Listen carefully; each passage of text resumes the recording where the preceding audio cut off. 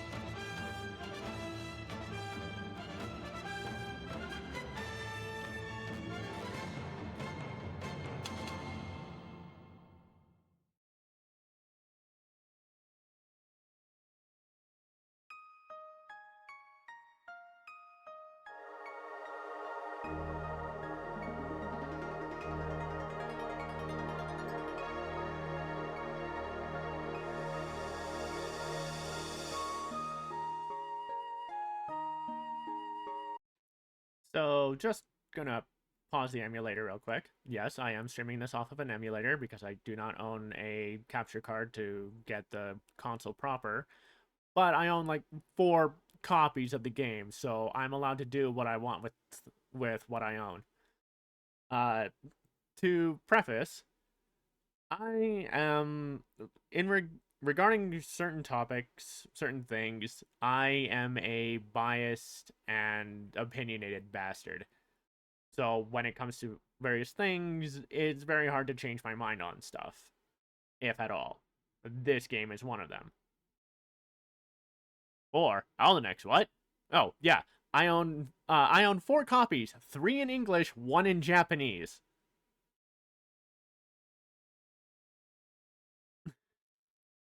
I went out of my way to try and hunt these down if I saw them. Frick, where was I?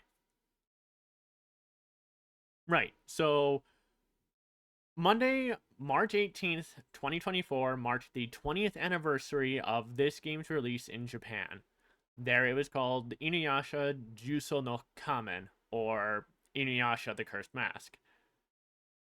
Uh, Interesting bit of trivia. Rumiko Takahashi, the series creator, was actually involved in the creation process of this game. A lot more than you'd think she was. Or a lot more than you'd think she would be, because it's incredibly rare uh for mangaka to get involved in other projects for their IPs. You may have noticed for the game's intro that it played clips from the first 5 openings of the anime, one certain clip from the second ending, and there were 2 clips featuring new characters, the boy and the girl that you might not recognize on the screen right now, in the white shirt and the yellow vest, and a certain masked figure. Rumiko Takahashi did create those 3 characters and one other we'll get to when we get to them. However, in one of those clips used for the intro, it showed InuYasha with the Red Tetsuga. Spoiler alert, InuYasha does not get it in this game. That leads into some stuff about when this game is supposed to take place, since... Oh, great, now I need to check the episode list to see what the heck was actually out when this game released. March 18th, 2024, or 2004. So in Japan, this game originally came out shortly after the airing of episode 146 of the anime, which was early season 6 content. In North America, the game released November 2nd, 2004, which at that time...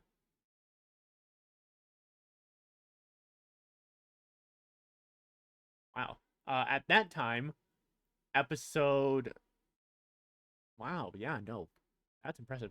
Episode 50, or the last episode that aired before this game's release was episode 52, The Demon's True Nature, late into season 2.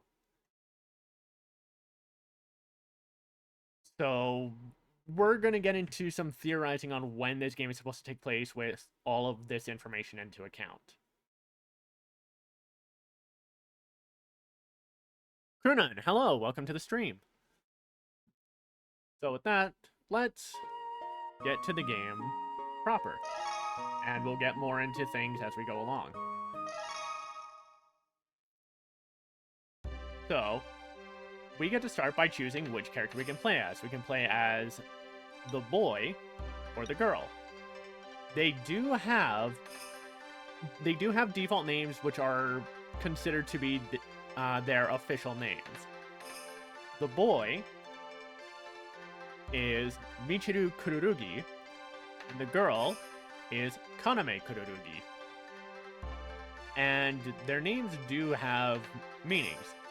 Those of you who are familiar with Code Geass might be familiar with the family name of Kururugi. The meaning of it is sliding wooden bolt, in the sense of holding a door or window shut. Their given names is where it gets a little interesting.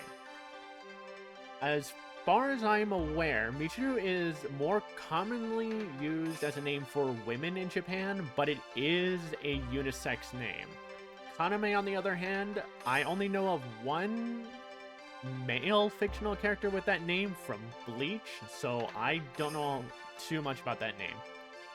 But the way they're written, their given names mean to fill. I have spoken with someone about this who likes theorizing name meanings of other cultures, and a supposed meaning behind the first and last names combined for both characters is to fill a space in a closed-off world. Considering the nature of this game, that makes total sense.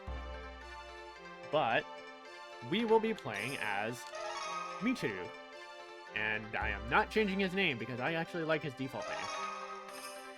So, let's hop in.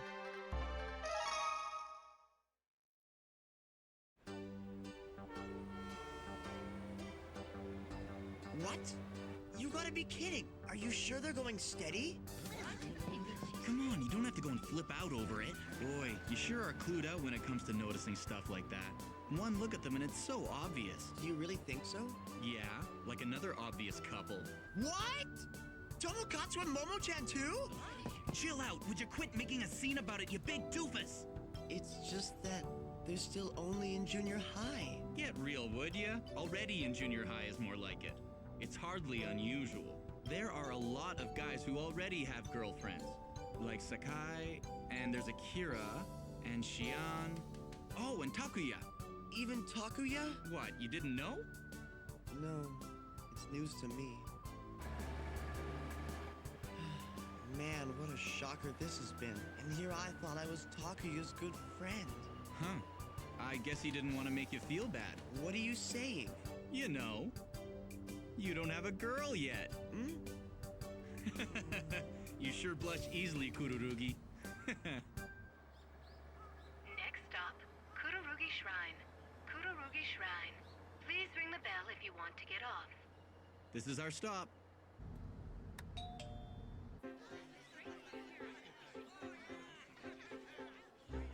So, whose name did you write on the doll? Like I'm gonna tell ya. You write a person's name on the doll, see?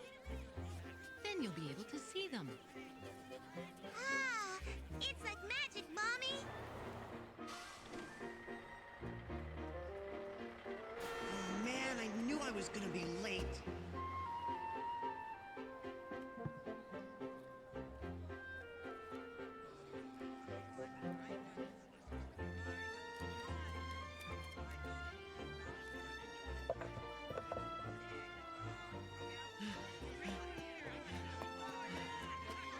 Sorry I'm late, Dad. I didn't mean to keep you waiting.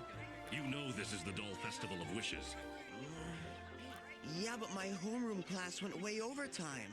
I'll get changed and come right back. No, hang on. Huh? I can handle things here. Please go to the storehouse and get me some more amulets. You got it.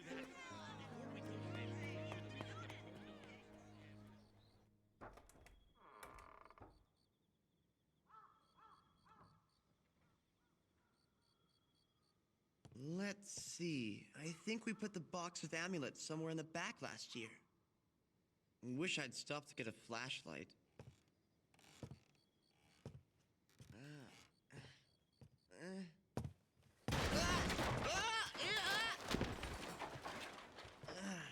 Ow, this place is dangerous. The floor's totally rotten. And so's my luck today. I'll get Dad to fix it later.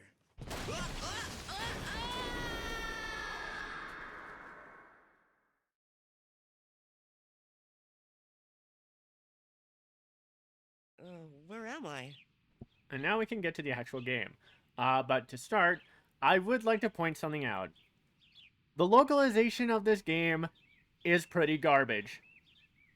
There's a lot of really weird errors with the script and dialogue at times. One of which you may have noticed during that opening cutscene with Michiru's friend. Like the conversation they had with Michiru saying, but they're still only in junior high. The friend said, "Get real, would you? Already in junior high." It honestly feels like that line should have been, "They're practically in high school" instead, because that just kind of makes a bit more sense to me. But we'll get to some more weird ones as we go. Why am I in the forest? I was just in the warehouse. I must have fallen through a hole.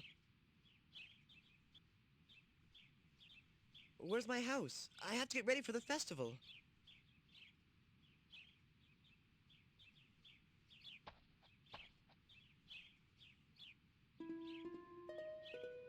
This is weird. I don't know this place. Father? Please answer me.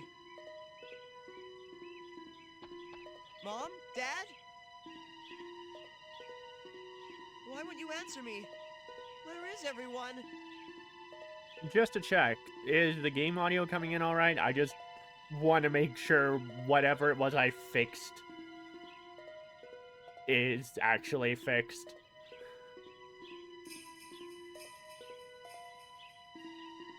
All right, perfect.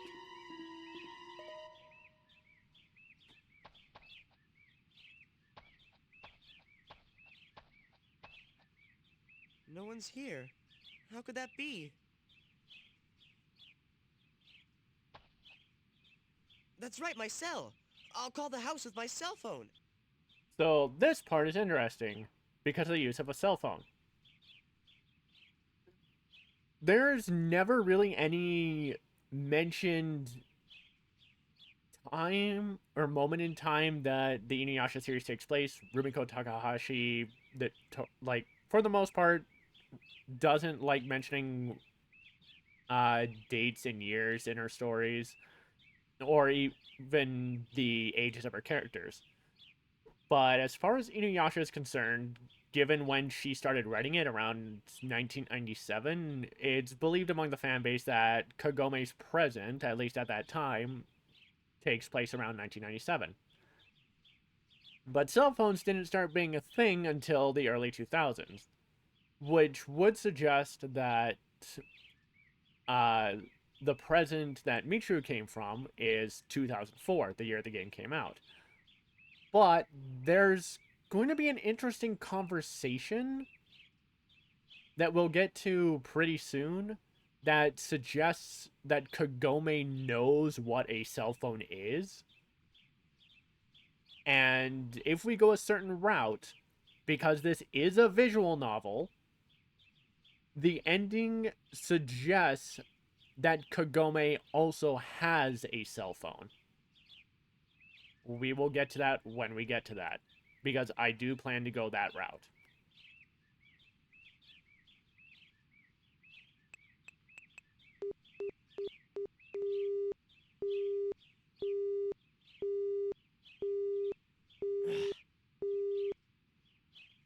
I can't get through.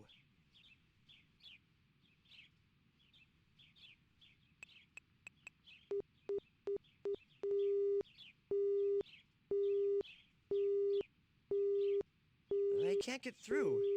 I'm outside, but there's no signal. I wonder why. Well, nothing else to do but to wander around. You can go in either direction, but considering he came from the right side of the screen, let's go left. Oh, there's some people there. Maybe if I talk to them, they could tell me where I am. Good. Then I can go home. And another unfortunate thing, I don't know if this is just in the localization, because I haven't checked the Japanese version of the game yet. They don't really differentiate between Kururugi's thinking dialogue and his speaking dialogue. So, unless you played the game enough to know these things, it's going to be really hard to tell which is which. Huh? Kimonos? Why are they wearing kimonos? They have parentheses when they're thinking, There it not in is. this game. They don't have it in this game. At least not in the localization. What? Trust me, I have played this game enough. They never have parentheses in this game. In the Japanese version. Oh, why didn't they carry that over? Ah.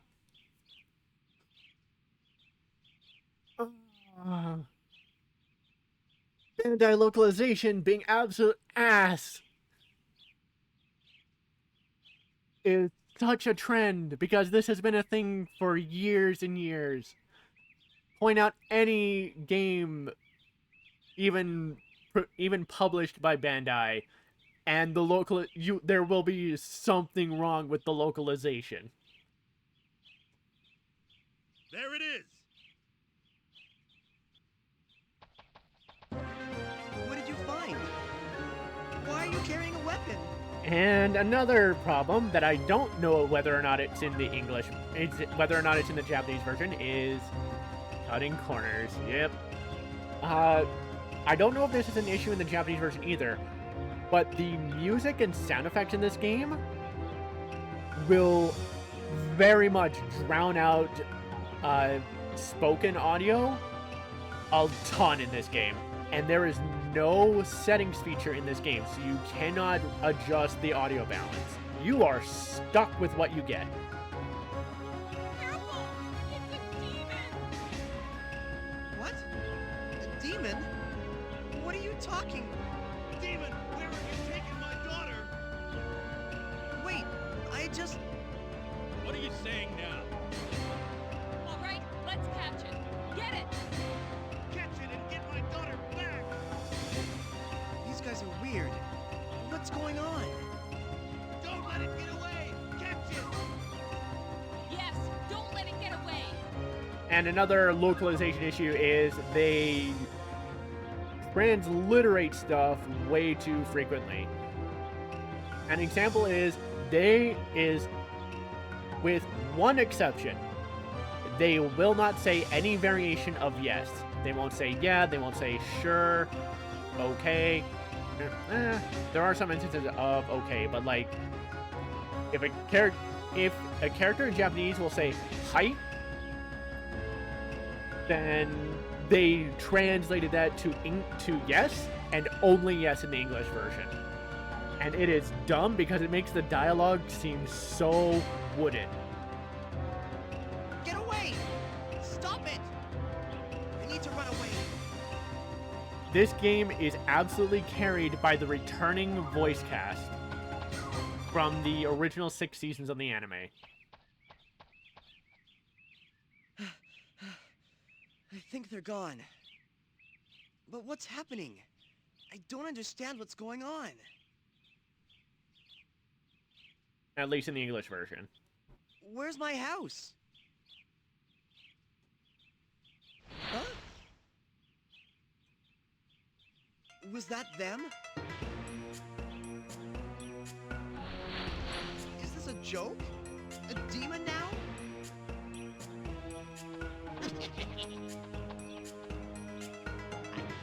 Smelled something tasty.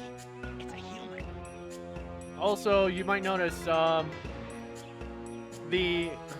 3D on 2D looks really good. It does, but unfortunately the 3D character models look a little simplistic to the point that I frequently rag on it and say it looks more like it should be an early PS1 title rather than a PS2 title released in 2004. Like, I compare it to the likes of the original Final Fantasy VII, if you want me to give a comparison. I was just getting hungry. How convenient. What? What are you? Don't come near me. You think you can run away from me? And considering InuYasha Feudal Combat, which is a fighting game, came out on the PS2 not long after this, and the models look so much better, granted, different developing studios, so different resources, but imagine if this game had character model graphics that looked like the character models from Feudal Combat. It would have been mind-blowing at the time.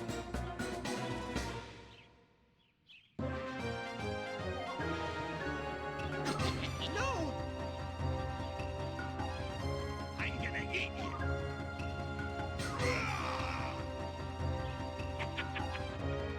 Damn! I'm gonna get eaten in this place.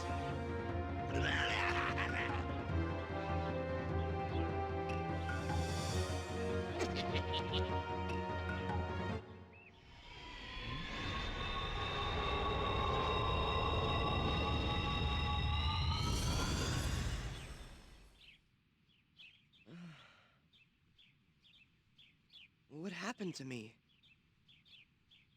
Am I dead? Hey, are you awake yet? Who's that? I'm alive.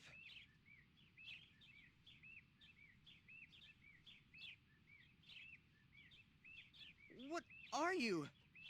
Dog ears? Ah! Yeah. Hello. Hey, wait a minute.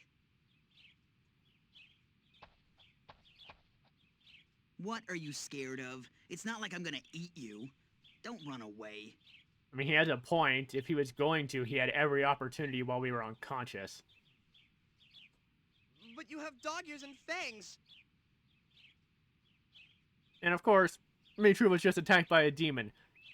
InuYasha doesn't look entirely human, so of course he's going to be like, oh shit, please don't hurt me. I'm scared. Don't come near me. Don't you get it? Never mind. You were great. What kind of technique was that?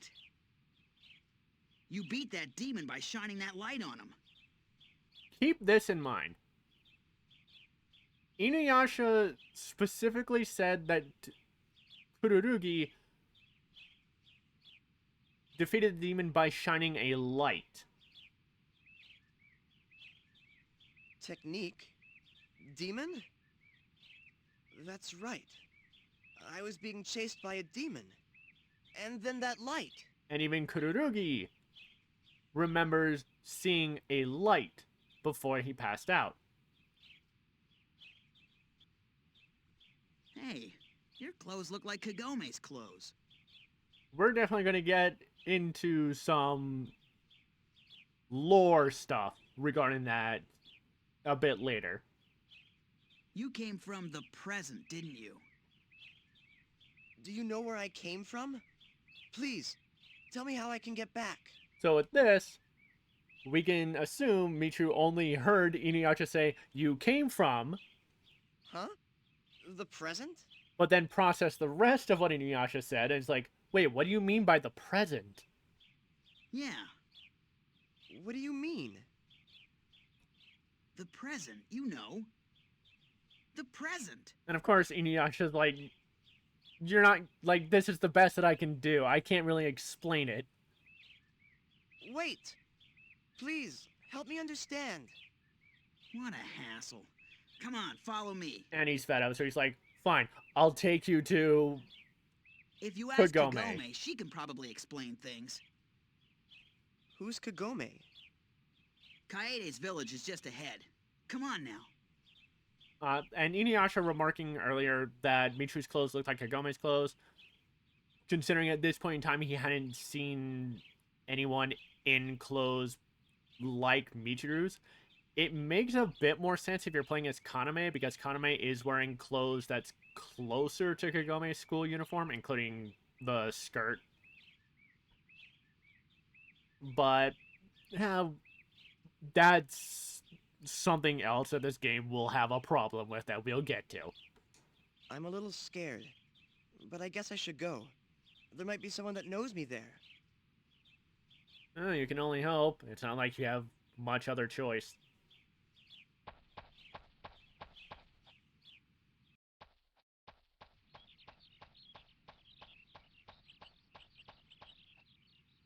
Hey, wait. There's a strange smell. I think that demon's buddies are around. What? The smell of demons is coming from that purple light. And this I actually do have a bit of an issue with, because you can see like a little purple cloud on the screen. InuYasha calls it a light. I don't think it's supposed to be a light. If anyone's familiar, if anyone else here is familiar with the InuYasha series, you're probably familiar with Miasma, or as it's known in the Japanese version, Yoki, which is demon or malevolent energy. I like to think the purple cloud is supposed to be a cloud of miasma, since if you walk into it, there's a possibility of spawning a fight with some pretty powerful demons.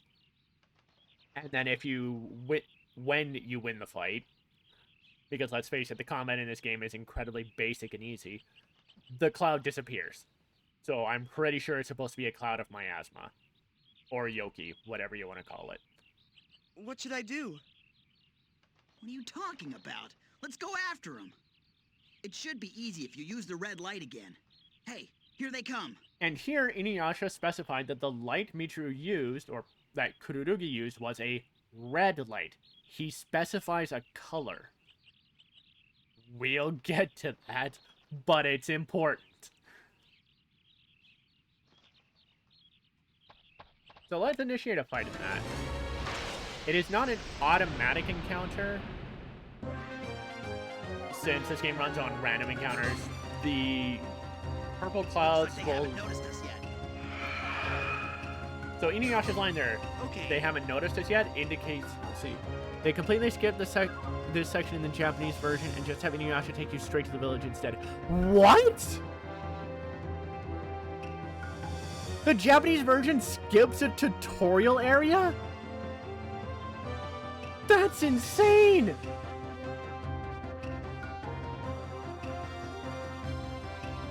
That's insane! So, like, did they just program this stuff for the North American release? I'm actually kind of looking forward to playing the Japanese version at some point. I am not joking. The only reason I haven't yet is because I don't have a Japanese PS2. So let's just fight. How does Kururugi fight? Well, I can do it. he just runs up and punches a motherfucker. Got it. If you're playing as Kagome, she runs up and slaps them instead. And let's just have InuYasha take a swing. You're mine. He does like 5 times the damage Kururugi does. Enough to actually kill one of these things. And he's been poisoned. Yes, just like any other JRPG, there are status ailments. Poison will deal damage at the end of each of the afflicted character's turns. However, the damage is honestly pretty negligible.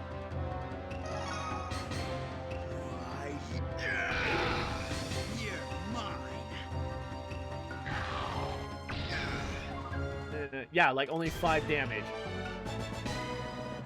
We'll check how much. Or no, he's gonna level up off of this. Maybe in 10 years you'd have a chance of beating me. And depending on who gets the finishing blow in a fight, they'll just make a little remark. And the remark they make will vary depending on how much HP they end a fight with. If it's around half, they'll say something else. If they're near death, they'll be like, damn, that was a tough fight. And InuYasha learned Iron Reaver Soul Stealer.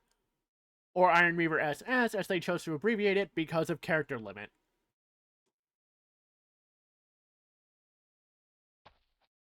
Those small demons are no match. Hey, why didn't you use that last move again? I didn't know how to. You're lame.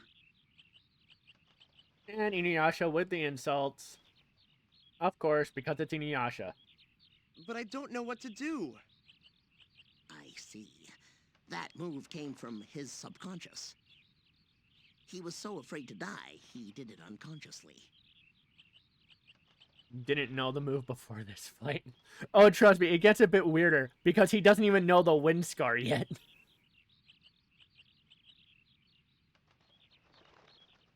But at the very least, it does give a sense of progression because it makes sense to have the other characters slowly learn their techniques as they level up, because there's going to be, because they need some way to validate the reason why Kururugi does the same. They're not going to just have Kururugi learning techniques as he goes while everyone else already knows all their stuff. Who is that? Also, hi, Myoga. It's just Miyoga. What a small person. Is he a demon too?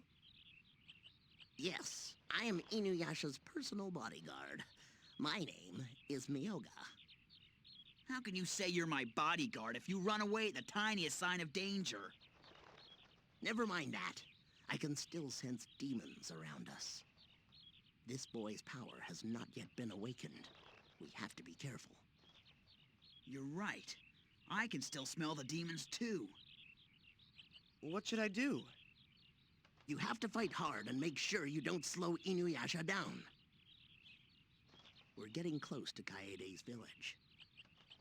Myoga telling Kururugi not to slow InuYasha down is actually going to be a bit of a running thing regarding Kururugi going forward.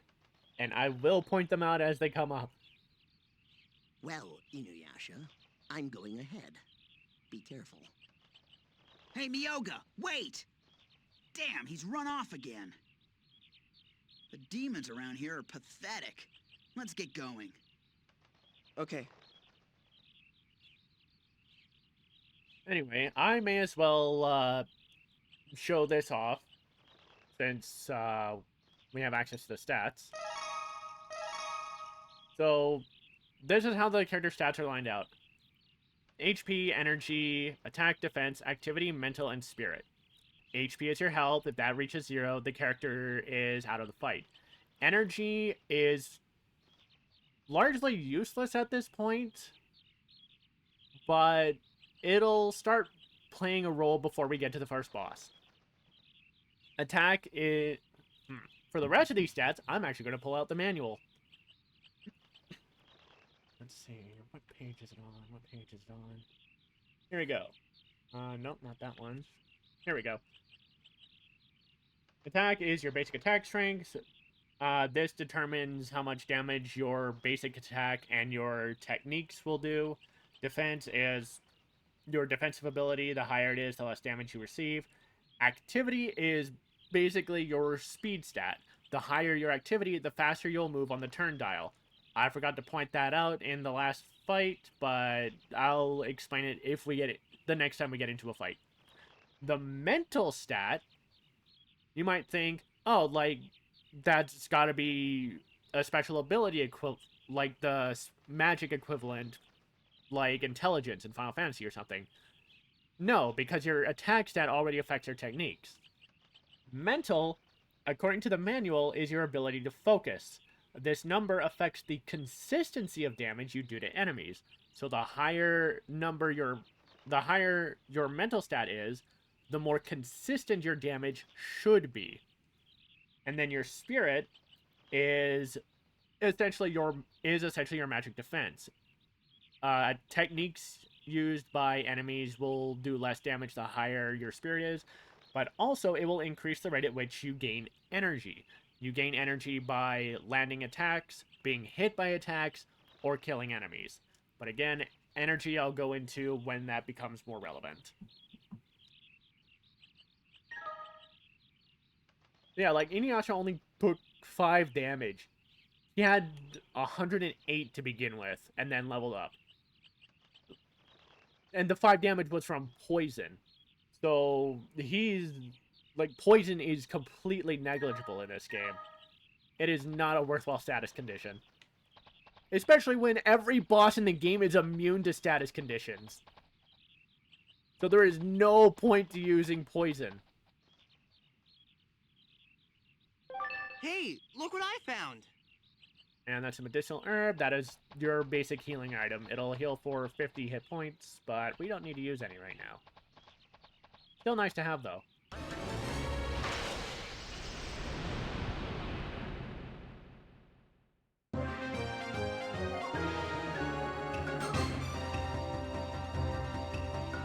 Come and get me!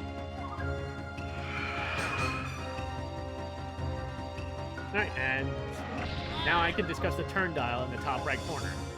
The turn dial is pretty much how you determine who goes next in the turn order. As I mentioned, the higher your activity, the faster you'll move along it. And after you use a turn, you go to the back of the line. But the start of the fight, the positions on the turn dial are completely randomized. And based on phrases that a character will say at the beginning of a fight will determine whether or not you got a preemptive attack, where all of your party members attack first, or if the enemy's got a surprise attack and they all go first. As for the menu, there's Battle, which is your regular attack, Tech, which is for your techniques, Normal, Special, and Co-op techs, which we'll get to when we get to that. Kururugi currently does not have any, so we're not going to do anything. Items uses any combat items that you have. Defend lets you pass your turn and take reduced damage if you're attacked. Run away is completely useless, to the point that it's bugged. For starters, if you fail to run away, everyone in the party moves to the back of the turn order. However, if you attempt to run away from too many fights, the game will hard crash. And there is one specific area in the game where if you so much as make an attempt to run, the game will hard crash. No one knows why this glitch exists.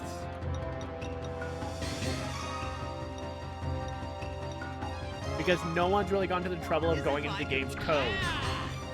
I did it! Got it! And now we're going to show off Iron Reaver Soul Stealer. Which is funny because there is an audio glitch where InuYasha doesn't even finish saying his attack name. Take that! Iron Reaver Soul Stealer! You're mine!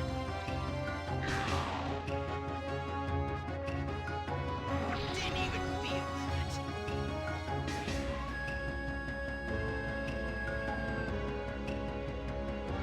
Didn't even feel that! Okay. I can do it. Ooh, nice critical. Right. You know you landed a crit due to the sound effect and the yellow flash around the number. Also, you may have noticed there was, underneath InuYasha's portrait, after I used Iron Reaver Soul Stealer, it said weak. When you use a normal technique, the character will move a bit, it'll take a little bit longer for the character to start moving on the turn dial. It's not that important, in my opinion. This game is pretty much just use your strongest attack and that's it. In some cases you will need to heal, but that's usually not until much later in the game. All those guys put together don't stand a chance against me.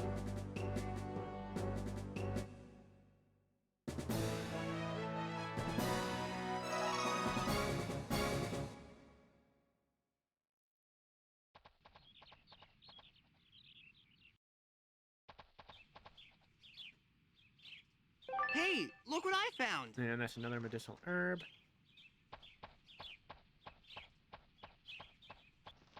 And another fight. Sure, I'll take as much early game experience as I can get.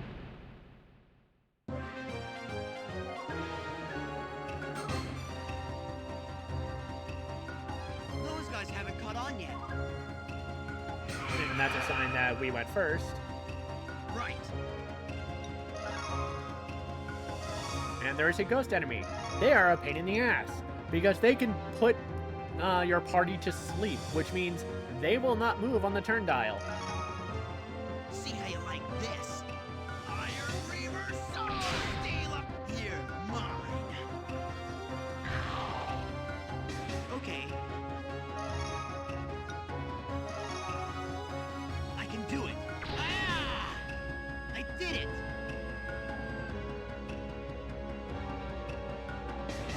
Ah!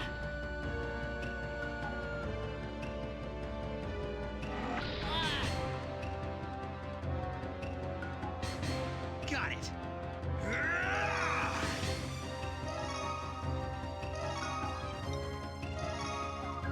See how you like this? InuYasha is more than strong enough to one-shot a lot of these early guys with Iron Reaver, so may as well have him target the ones that are at full health.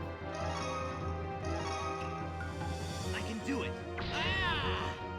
I did it.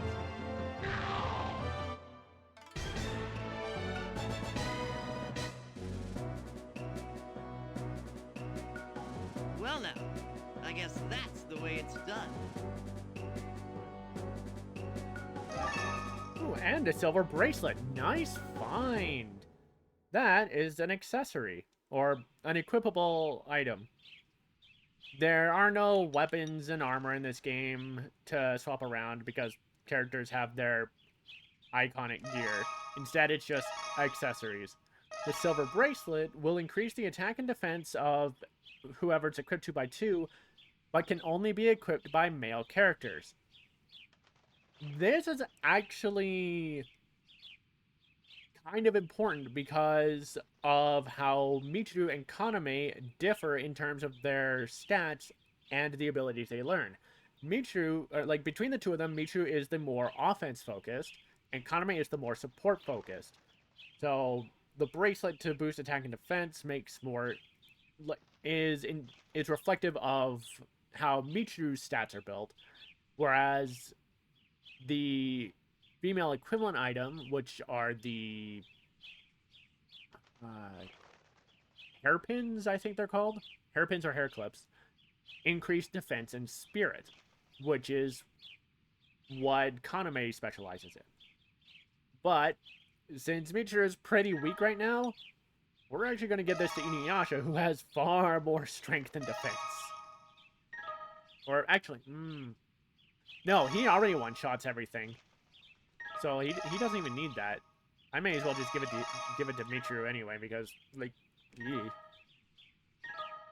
InuYasha one-shots the early game anyway and takes no damage, or next to no damage from early game stuff.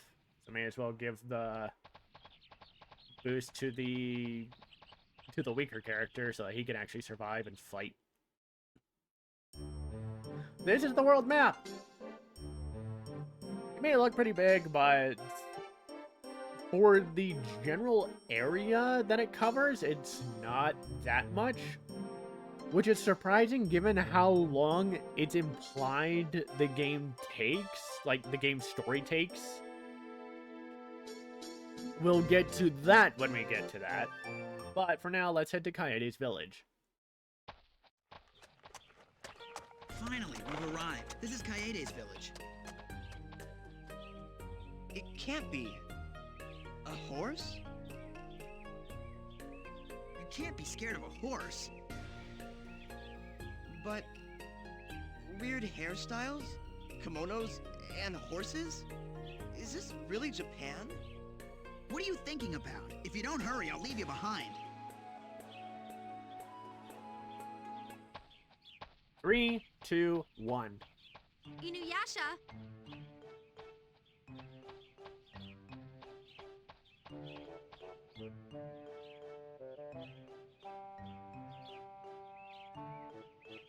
Hey, InuYasha! Where have you been? And we get to meet Kagome. I'm sure there are some people hearing this voice and going, wait, that doesn't sound like Kagome. That's because you're more familiar with how she sounds either from the final act or Yashahime, in which case, I am so sorry. But for the first 6 seasons of the InuYasha anime, Kagome was voiced by Monica Story. At some point after the 6th season of the anime, episode 167 ended, Monika's story retired from acting in general and just kind of disappeared. No one knows where she is, what she's doing, anything. She's just kind of vanished. And so when they started to do the dub for the final act, they brought on Kira Tozer.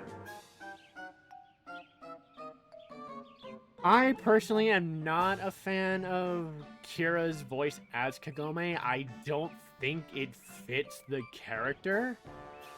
But I've spent the last 20 years listening to Monika's story in the role, so you can't really blame me for preferring Monika's story to the role. I am just way too used to it. In my mind, there is no English voice for Kagome besides Monika's story. You can like Kira Tozer if you want. I don't know what else Kira Tozer's been in. I'm sure she's a fantastic voice actress. I just don't think she fits Kagome. There was a demon outside of the village, and we needed your help to defeat it. You're never there when we need you. If you're talking about those little demons, I already took care of them. Oh, really? Hey, who are you? And now she notices that Kururugi is present. Oh yeah, this kid was being chased by one of the small demons, so I stepped in. Oh, great. Where am I? This is Japan, right? And he begins to unload because Kagome looks like a normal person to him. There's horses, and weird hairstyles, and even demons. My cell doesn't work. There's no police station, no cars, no convenience stores, not even a supermarket. Michiru specifically mentions his cell phone in front of Kagome, and she doesn't react to it. So based on that, we can assume that Kagome probably knows what a cell phone is. Otherwise, you'd think she'd go, "What's a cell phone?" I don't know, that's just how I see it. I don't know why, but you were sure excited. I'm sorry. I was so happy because I thought I'd found a normal person. That's understandable, but please calm down. I am Kagome Higurashi. I'm in 9th grade, and this is InuYasha. I think you've come from the present. Yes. I fell through a hole in the storage house. All of a sudden, I was in the woods. I see. Okay, I need you to listen to me carefully. This isn't the present. Not the present? Then where am I? This is the feudal era. The feudal era? The time of Nobunaga Oda and when guns first came to Japan? So, hi Kaylee, welcome to the stream. Sorry you missed a little bit, but we just met up with Kagome. And Michiru specifically name drops Nobunaga and references when guns first came to Japan. This is a little important because Kagome's response, Yes, I'm sure it's surprising, but it's true. is that yes, Michiru is correct on his guess on when. Like, guess on the time period. Considering there are points in the original InuYasha manga and anime that backs this up, there's a point early in the anime and manga where Kagome meets someone named Nobunaga, who she thinks is Nobunaga Oda, and asks for his autograph, but then he's like, no, I'm not Nobunaga Oda, but I know who he is, and he's a fool, indicating that it's before Nobunaga began his conquest and unification of Japan. And then there's a later point during the Band of Seven arc where we first get introduced to guns in Japan.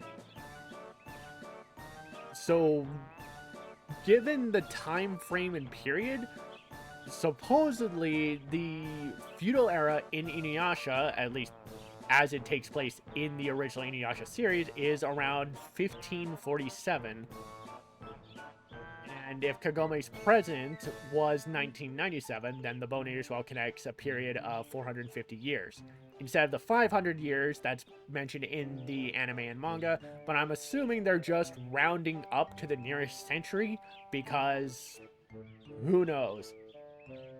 They're not good with numbers. It can't be. Or Rumiko doesn't want to be super specific. I couldn't believe it at first either. And yeah, like Kagome can understand Kururugi because they've both been in a similar situation. They were suddenly pulled to the feudal era. Sorry if you heard that. I have a small dog in my lap. Belongs to my roommate, but they're currently at work, and I have to look after them or else they'll start chewing at everything.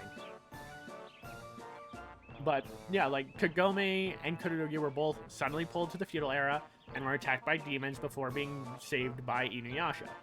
So Kagome kinda understands what Kururugi's going through.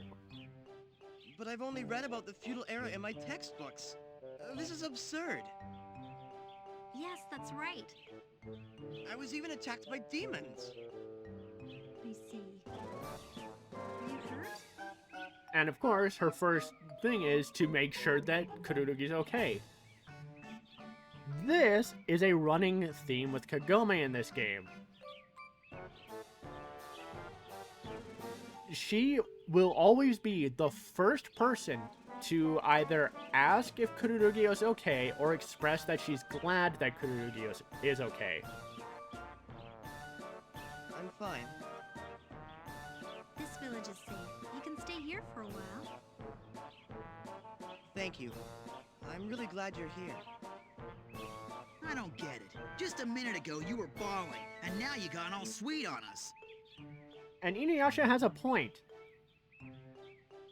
Until, like, just now, Kururugi was kind of panicking and losing his mind. But as he spoke with Kagome, he calmed down and he relaxed. And there's a lot here that I would love to get into, but I need to save this for much later in the game. Don't be rude. You'd be bawling too if you had to go through all that. And of course, classic Kagome and InuYasha fight, or argument. Reminds me of someone else that cries all the time. What do you mean by that? You're the one that's always mad. Me? Always mad? Yeah, right. See, you're mad right now. You are so short-tempered. You're the one that's so touchy. You're always losing your temper. You guys really get along, huh? And Kururugi drum mark. What? Hey, what are you saying? Who does she think she is? And there is a localization issue. For whatever reason, they default to believing that you're playing as Kaname. For some reason. This is not the first instance. This will happen on occasion. Oh, stop it. Don't be shy. Never mind. Don't you need to go back to the well? Why? Don't you want to go back? That's right. What do you mean? Behind this village, there's a well called the Bone Eaters Well. The well connects our time to feudal Japan. That's how I got here. You mean... A ray of hope. You may be able to go back if you pass through there. Wow, really? Please, take me there. Okay, it's on the eastern outskirts of this village. Well, let's go check it out. Hopefully we can go home and the story will be over. If only.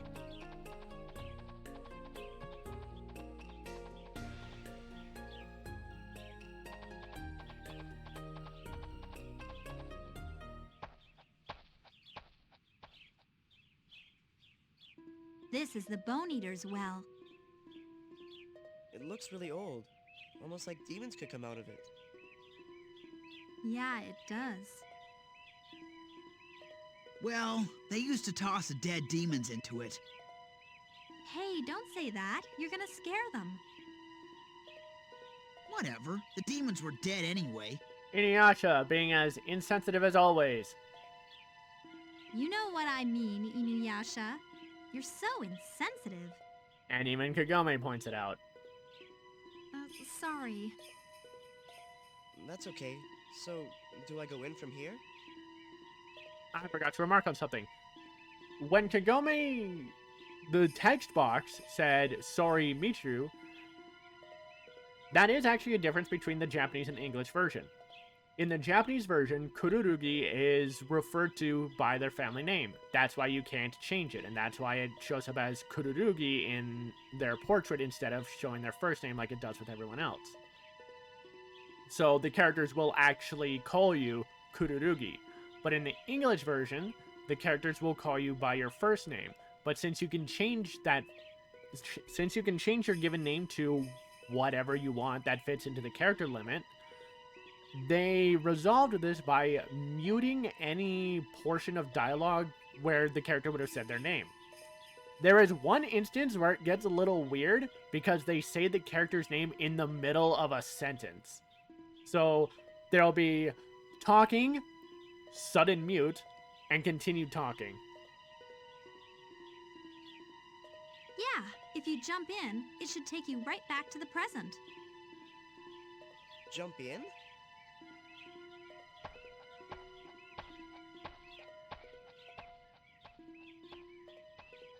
I'm scared, but I really want to get back home. What are you scared of? I've got to get up the courage. Here I go. 1, 2...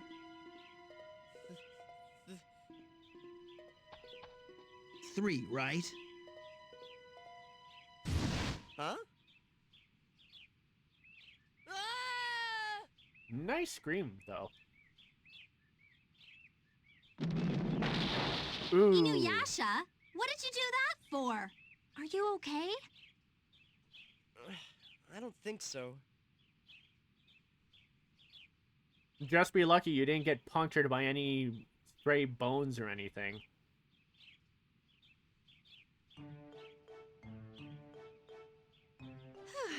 I think he's all right. What did you do that for, InuYasha? I couldn't help it.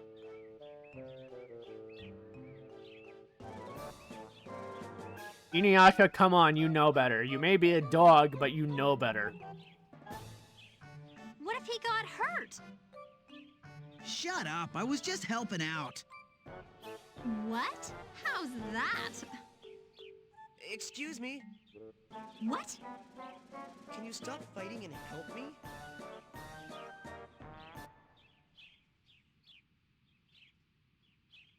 I don't know why, but you can't seem to get through. This is a little interesting. So, at the time this game was released, we knew that the only reason Kagome was able to use the Bone Eater's Well was because she had the Shikon Jewel, or at least some shards on her. InuYasha, it was believed in the fan base at the time that because he was pinned to the tree that the well was made from for 50 years, that he gained an ability to use the well of his own accord.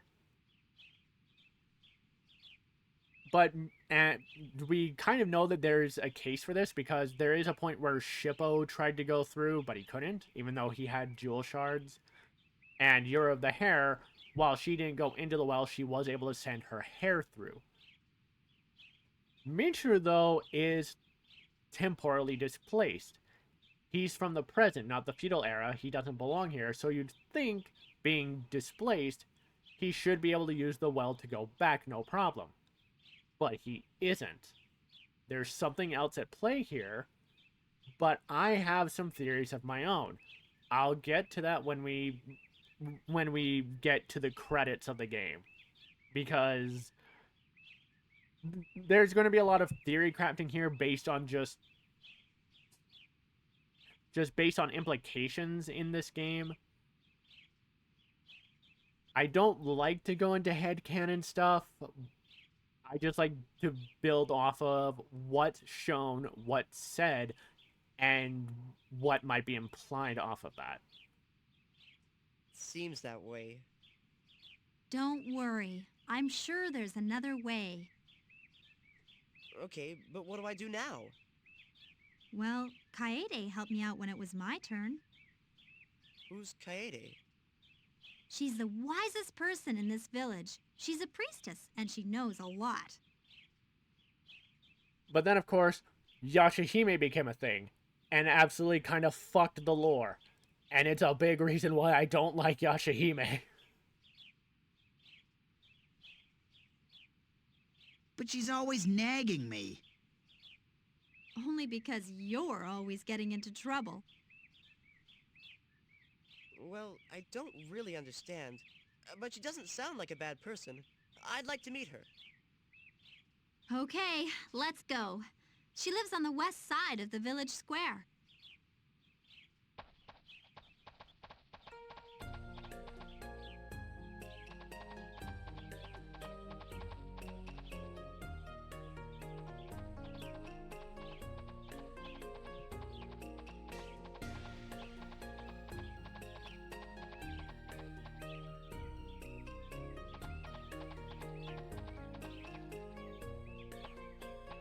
And 3, 2, This is Priestess Kaede's house.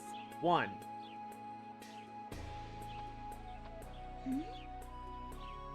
What? There's two of you, Kagome? Kagome's back!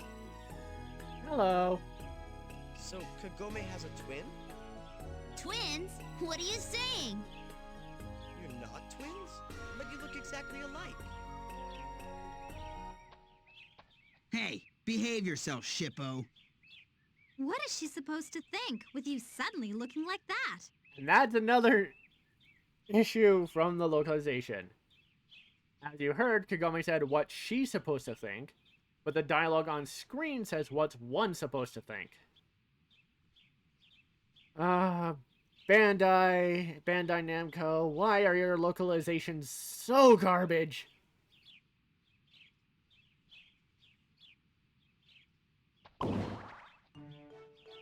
Ah! What happened?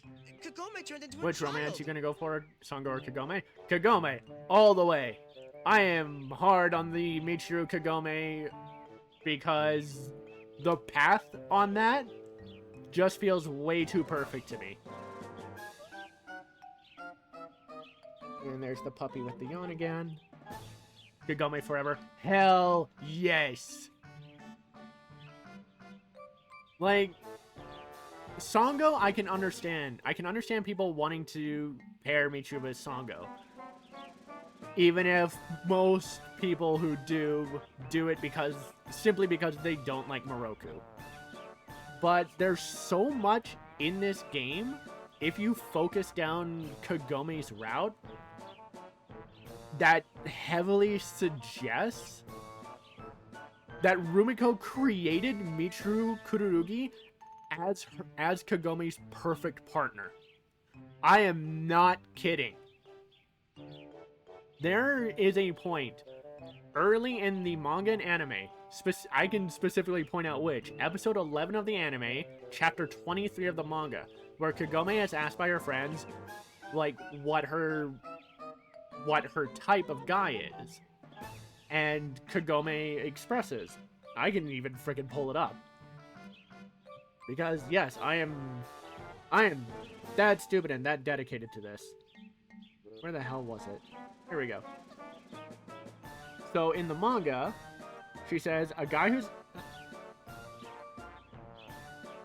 Sorry, the puppy is just kind of going because she wants attention.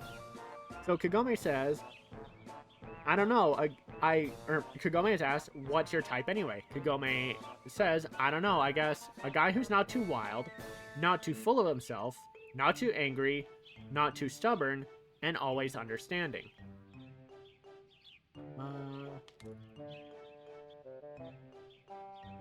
do I... hold up. I need to find the other evidence. The stuff from the anime. Puppy. 1 second.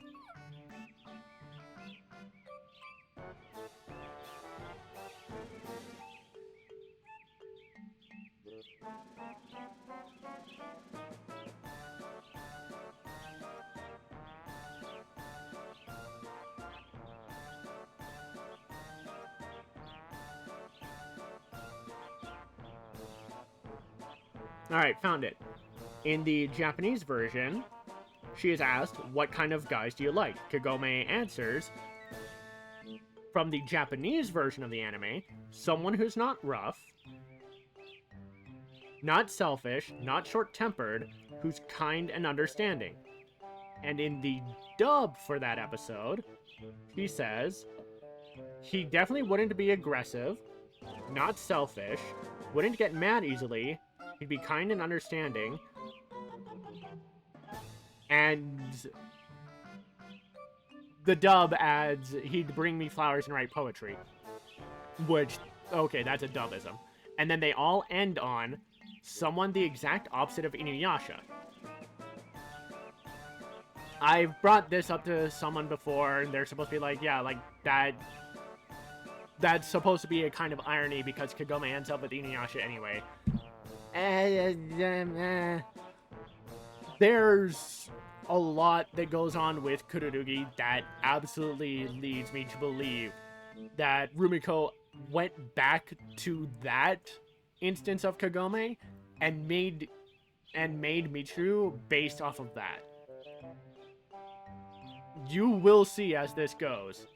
But for now, it's been a little over an hour since I started, so we're going to take a little break. Use this time to drink some water, grab a snack, stretch, use the bathroom if you need to, whatever you need. We will be back in about 5 minutes, where we will continue. See you in 5 minutes.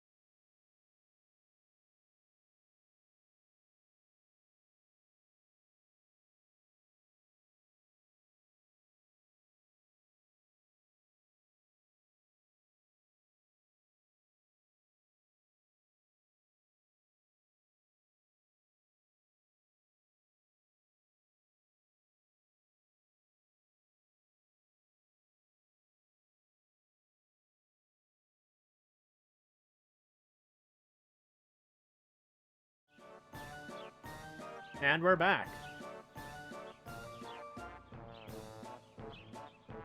I didn't mean to scare you. I was just practicing the art of transformation. Transformation? How can you do that? Are you pulling my leg? You use the art of transformation when you want to trick someone. Honestly, though, I do like Shippo as a character. I think he's hilariously adorable. He's just a little gremlin. I see. So what's your name? I came from the present, like Kagome. My name's Shippo. Are you Kagome's friend? Not really. I thought Kagome brought you from the well. I wish. From this, Michiru or Kururugi is pretty much saying, like, if Kagome did bring me from the well, I would have been home already. Seems like you've got a problem. And to Shippo saying, asking, are you Kagome's friend? And Kururugi saying, not really. Like, of course he'd say that. Like, they only just met. Yes. You seem really calm, even though you're a kid. I'm not a kid anymore. I'm a respectable adult. Don't be such a smart aleck. What did you say, InuYasha? Both of you, stop it! We're going to Kaede's house, right? Another instance of the localization doing literal translations. The characters will never say any variation of house. Cut it out, Shippo. Ouch! That hurt! That's it! InuYasha, sit!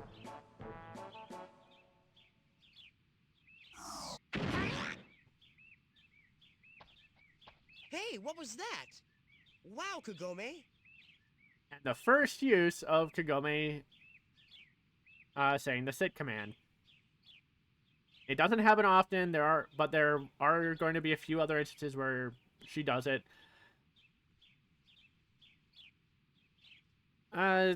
Most of the time, it is warranted. There is one time where it can be debated, and it only happens if you're on if you're either on Kagome's route or InuYasha's route for the story. Because the scene plays out the same. But Kagome does have a reason for using it there. I know a lot of people hate on Kagome because of her use of the command, and I've seen people argue like if the genders were reversed, it would be incredibly creepy. Which, yeah, I can see. Like if a guy could make a woman just drop to the floor, unable to move at a word, yeah, that definitely raises flags. And I'm probably going to catch some flack for this because there's a but in here. But if their personalities were kept intact, like Kagome doesn't use it maliciously. Most of the time, she uses the sit command because InuYasha is being an ass. He's being incredibly aggressive, so she's either trying to stop him from being stupid, taking an instance when he tried to block Kagome from using the Bone Eater's Well to return home early in the series. So she used it so that he would stop and she could go home. And there are other instances where she uses the sit command where it saves his life. She never uses the command with full malicious intent or to abuse him. There are a couple instances where she says it by accident and she apologizes for it.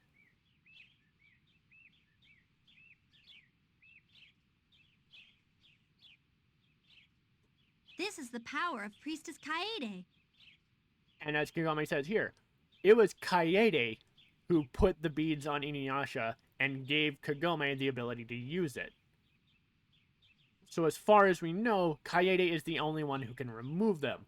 We don't know if Kagome could. So, I don't know. That's just my stance on the whole thing. Come on, let's go talk to Kaede. Okay.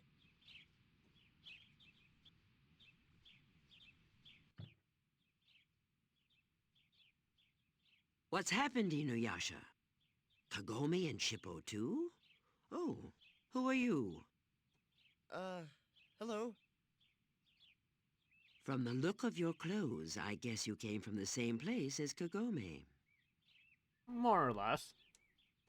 Yes.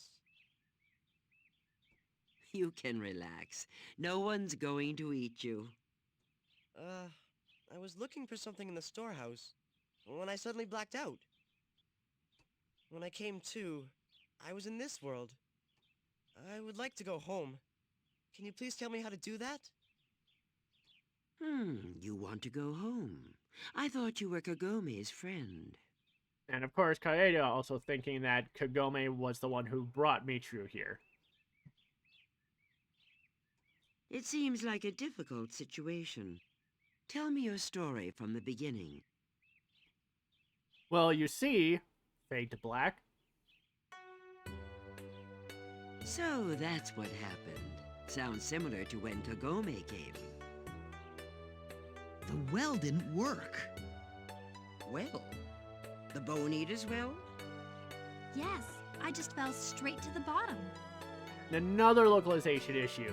Kagome said, I fell straight to the bottom, not they fell straight to the bottom. I see. Do you know why I can't get through? I really want to go home. Unfortunately, I don't know why. But, please, you've got to help me. I don't know how I can help. I just don't know what to do. Gosh, I feel for you. Yeah. And here's an instance of them using a variation of yes. It's rare. So, take what you can get. But Shippo and Kagome, like, having sympathy for Michiru. Because when Kagome first arrived, she didn't know if she could cross back to the well, so she knows what Michiru is going through. Shippo, on the other hand, like, he lost his father. I'm gonna change my decision. Okay. Shippo lost his father to the Thunder Brothers, so he doesn't really have a home. He doesn't really have anywhere to go back to. So he's just kind of chilling with InuYasha and the others as a surrogate family. Is that the proper term? You mean I can't get home? Mom. Dad. I mean, if you want to change your Discord photo, Kaylee, you can go ahead. You don't have to tell me. How irritating. Why are you so upset?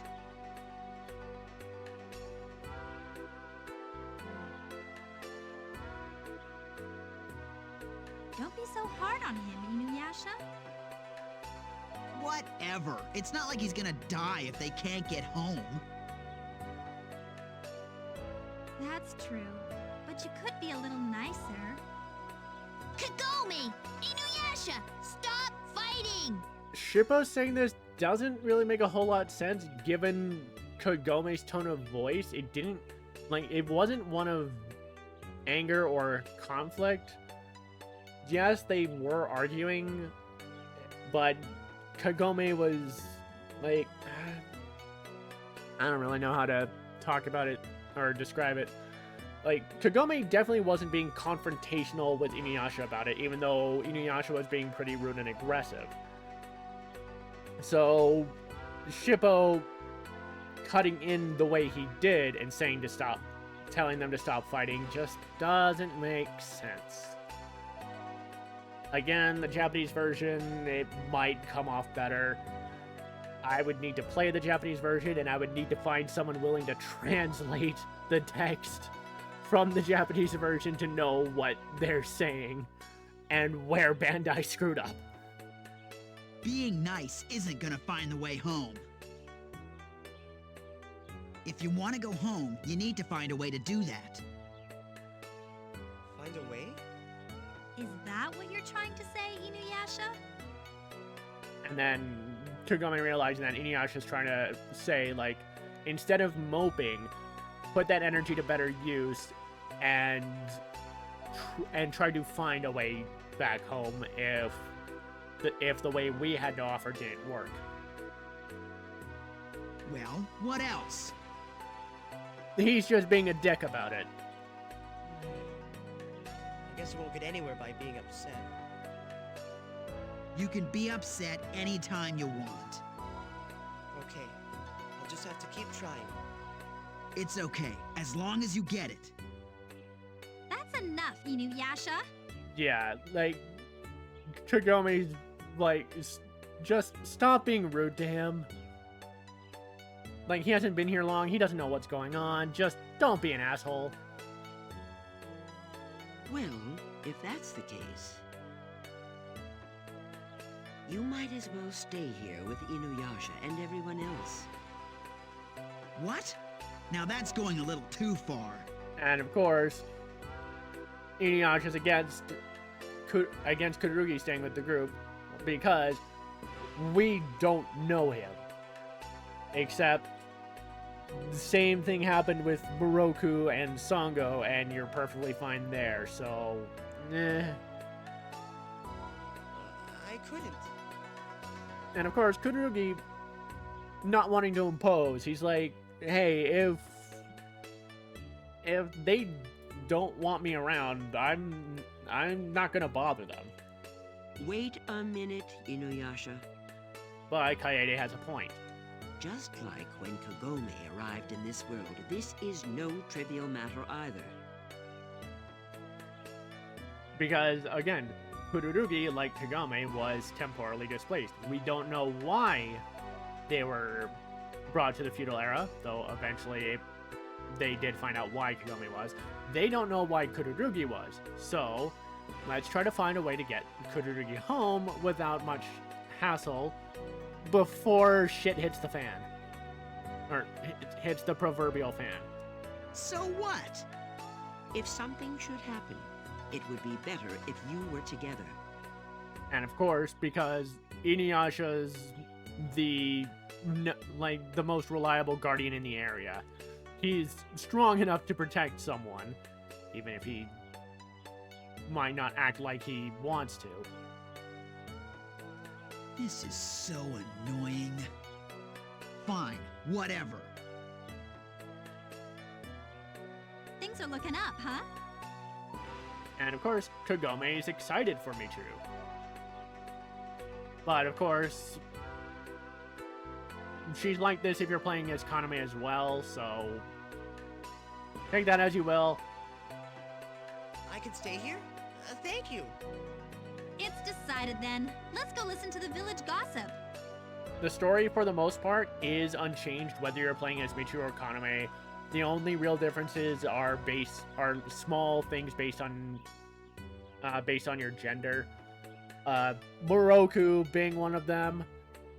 For example, when you first meet Moroku, if you're playing as Kaname, he will ask her if she would bear his child.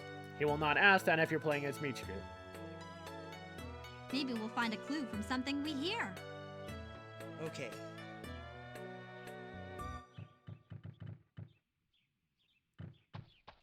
And with this, our task is to speak to everyone in the village. There are specific characters you need to talk to, but just to make sure I get them, I'm going to talk to everyone. I travel a lot because of my work, so I will teach you the key points to traveling. If you're on the map screen and you push the triangle button, you can log your journey. It is very useful if you log your journey diligently. So that is a way to save your game. If you're on the world map, you can just press the triangle button and access the save menu. What? I'm thinking about very important matters. Don't disturb me. So busy.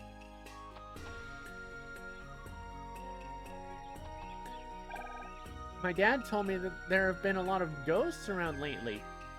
I do feel like this is a mistranslation. It, like, just given the story in general, it makes more sense for it to say demons instead of ghosts. Even though there are ghost enemies, as we've seen. But, like, whether or not the this boy is specifically talking about the ghost enemies, or is being general and it is supposed to be demons, I don't know. Again, I'd have to play the Japanese version and see what they say and see what that translates to. It's kind of scary, but we have Kaede here, so everything will be okay. Come on, don't get stuck. You're asking me where you came from? I know. Of course, you came from your mother's womb. Can't you see I'm busy? Just go away.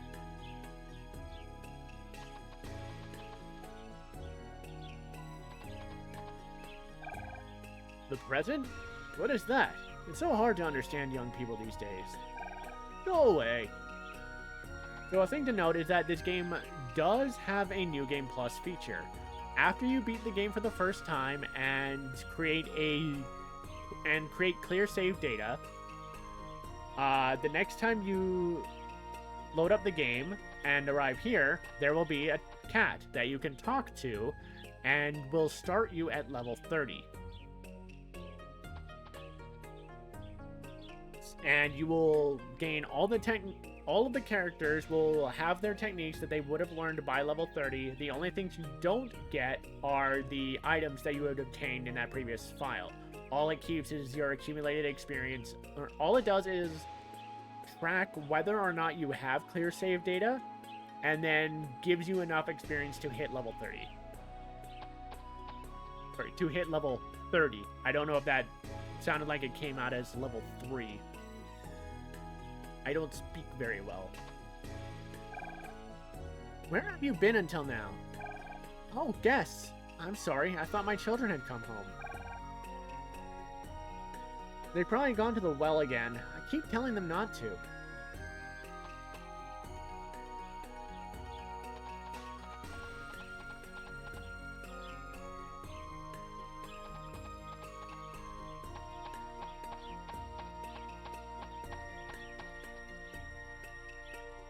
We're not getting anywhere by just standing around talking. I agree, but we don't have any clues. I don't know. It would help if you had seen anything out of the ordinary. Hey, something's bothering me. Why couldn't you use the Bone Eater's well, but Kagome could? Well, I know. Probably because I didn't get here through the Bone Eater's well. I mean, that does make sense. He is originally from the present. Although, considering the fact InuYasha is from the feudal era and could use the well to go to the present, we don't really know what the argument could be there, since InuYasha and Kagome are the only ones who could. But, as I said, I have my own theory about this, just based on implications in the game, and especially in the final scene of the game before the credits, and I will talk about it when we get there. That would mean that there's something like the Bone Eater's well near where you first woke up, don't you think? I mean, that wouldn't be too bad of a guess, except we already saw the area where we woke up, and there was nothing there. Well, all we have to do is go back to the place where you first woke up. Yeah, but I can't remember where that was now. I was frantically trying to run away at the time. Well, wandering around, then running away. What a scaredy cat.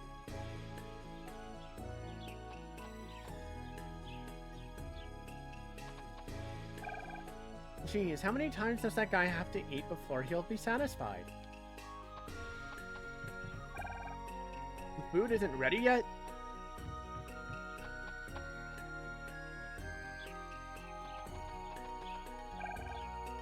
It's all because of Kaede that the village people can live peacefully.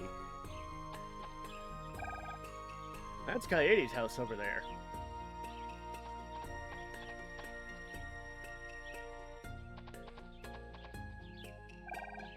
I begged the store owner to give me something for free.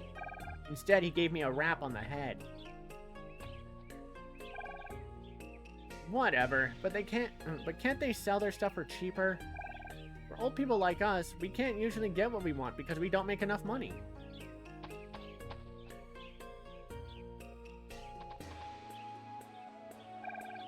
I'm a field guard. My family has been protecting these fields for generations. You ask, why do I protect the fields? Ah, the little dog's whining for attention again. Give me a sec.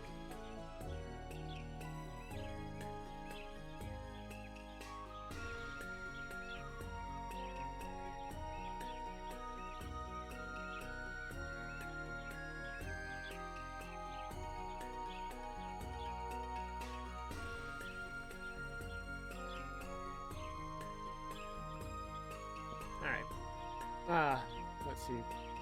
I don't even know if I finished that, so I'm going to say it again. You ask, why do I protect the fields? Do you want to know? Then I'll tell you. This field is called the Mysterious Field. There's a legend that says there's a special power in these fields. Sometimes a mysterious crop will grow, depending on the combination of seed and fertilizer. Huh? You don't believe me? Well then, when you find a seed and some fertilizer, bring it over here. I will grow it for you, and you can see for yourself if the legend is true or not. This is actually a neat little series of a neat little event. As you said, there are seeds and fertilizers that you can find and bring him, and you can plant them here, and eventually they will grow into things. Most of the time, the combinations will spawn various items, healing items, or lesser heal. Not exactly that. They will either become healing items or sometimes lesser equipables. But there are 7 very specific combinations that will give you special events. And I will be going for all of them, even though there are a couple that are an absolute pain in the ass.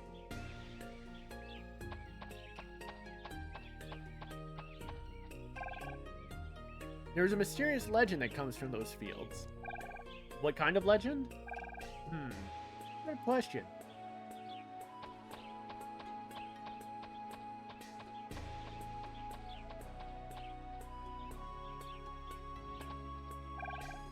This is my favorite place to take a walk. It's my favorite thing to reminisce about my life while I'm walking. Being sentimental is my hobby. I mean, hey, you do you.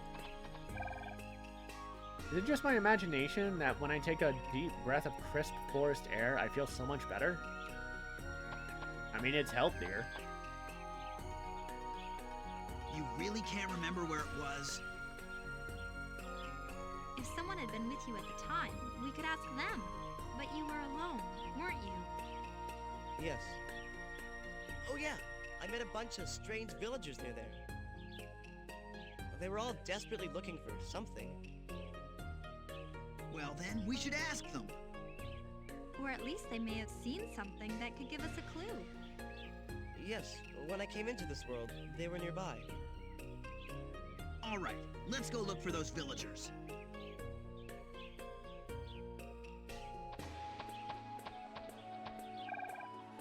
My brother has always been interested in mysterious things, but he's also a real scaredy cat. My dad said I can't come here, but I'm so interested in that well, I couldn't help it. Just don't fall in, kid. you probably won't get out.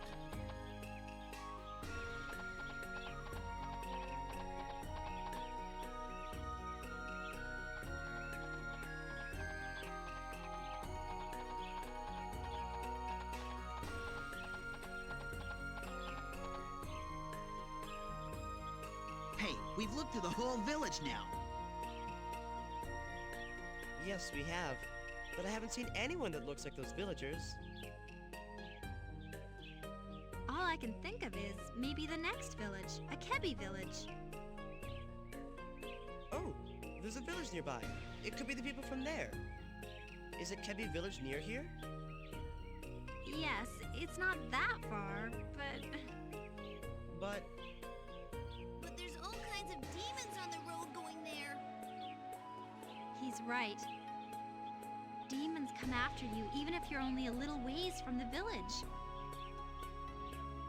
when I came into this world, I was chased by one too. Yes, so you need to be careful. As long as I'm with you, you've got nothing to worry about from those demons. That's right. Yeah, you've got no brains, but plenty of brawn. Shut up, Shippo! I mean, he's right. Ouch! Why'd you do that? Cut it out, InuYasha! Come to think of it, you two are demons. What? Are you talking about InuYasha and Shippo? It's very surprising. I thought all demons were scary. And here we are, all together. InuYasha isn't really a demon. That's enough, Kagome. And I do find it odd that InuYasha would stop Kagome from saying that he's actually a half-demon, because it really doesn't matter, I don't think. But It's okay, Kagome. I'm not too concerned with that kind of thing. But Kururugi's like, he's like, if I don't need to know, then it's fine. Do you think you could take me to the next village? of course I can. Let's all go to a Kebi village. But we should prepare for a trip before we go. That's a good idea. The road leading there is pretty rugged. Okay, let's go shopping first. And no, you cannot leave the village until you visited the shop. This is the general store. We can get almost everything we need here. There isn't anything that we need. Hey, you're the one that's always complaining about not having this or that. Let's see. Which should I pick? So we can buy medicinal herbs for 70 money. No specified currency, just money. Which, as I mentioned, heals 50 HP. Antidotes, which recover poison. But, as I mentioned, poison is incredibly negligible. Silver bells, which recover from sleep. And I did mention that the ghost enemies can inflict sleep. They could their sleep technique hits the entire party. Whether or not it succeeds on actually landing on everyone is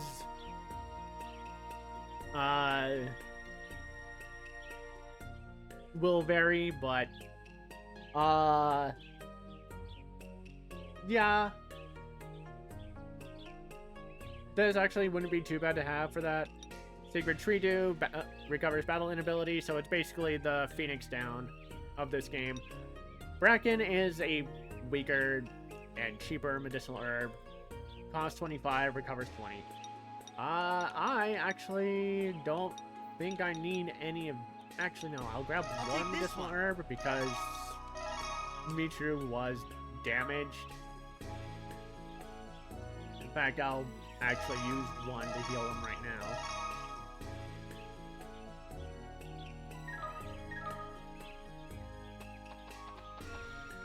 And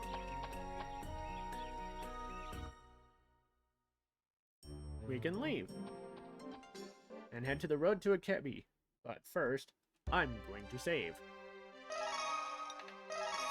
Now, a neat thing with this game when it comes to saving is, as you might notice on the right side of the save file, it shows, in this case, Michiru's face. If you're playing as Kagome, it would show Kagame's face. And if you look where the name is, the icon will actually change based on the gender of the character. If you're playing as Michiru, it will be this blue icon. If you're playing as Kagome, it'll be pink. This was released in 2004, times were different. But there is another aspect to these save files that is pretty interesting, and the icon, or the portrait, will change based on who you've spent the most time with. We will get to that when it happens. But for now, the portrait will be the player character.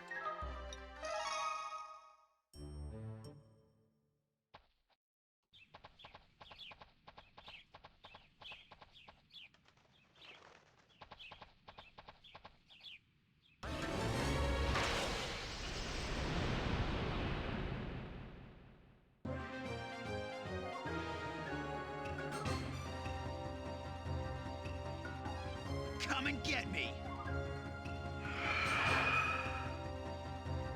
Yes. Alright.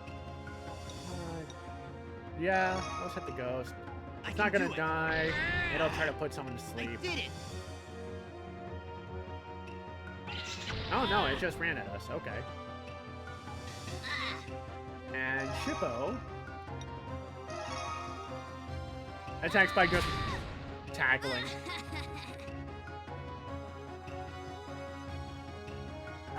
Didn't even feel that. Right. And Kagome will attack with her bow, but as you might notice, her bow is lacking a bowstring. Apparently, the designers of the game didn't want to animate a bowstring when Kagome used it, so it's just the stick. Please, hit the mark. I did it! Right.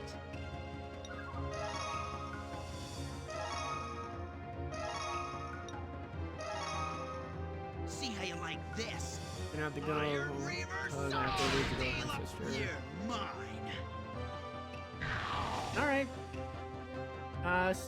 Stay safe.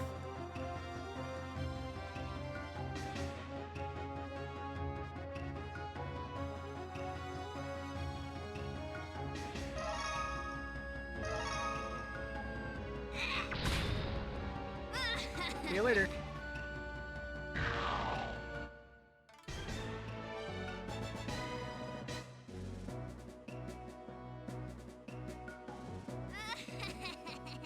It's all thanks to me.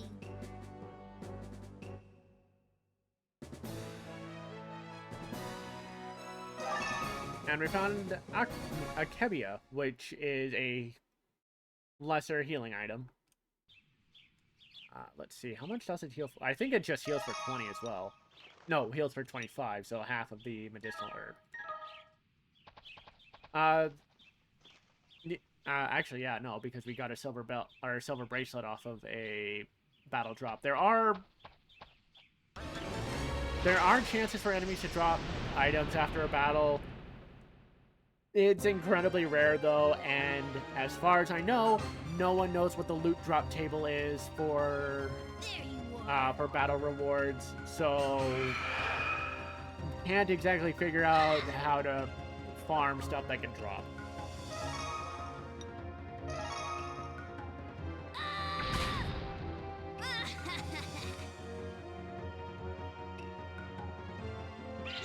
I don't think so. Yes. Nice dodge. As if I could look. Ah! I did it! And I do think Michiru's voice line gets cut off too, because it sounds like he's about to say "as if I lose," but then it gets cut off.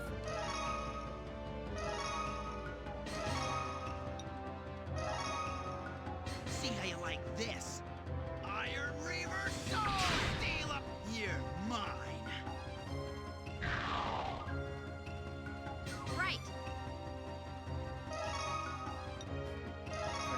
goes Leave it to first me. because I'd rather be poisoned than asleep. I did it!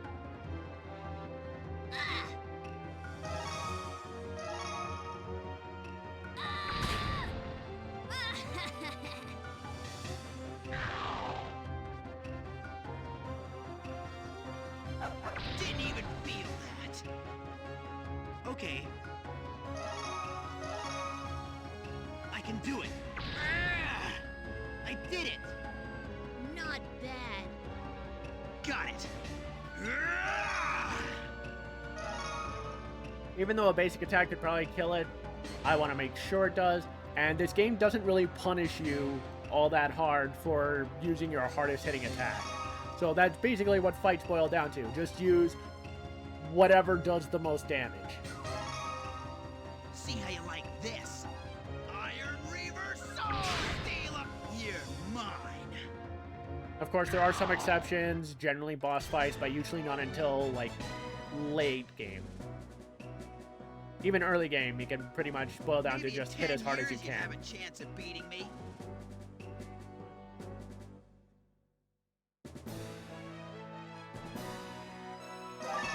Found Butterbur, which is another lesser healing item.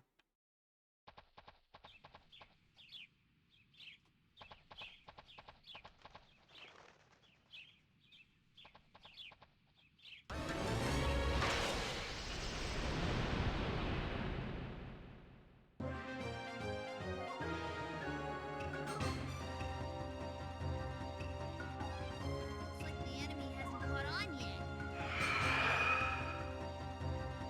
Okay.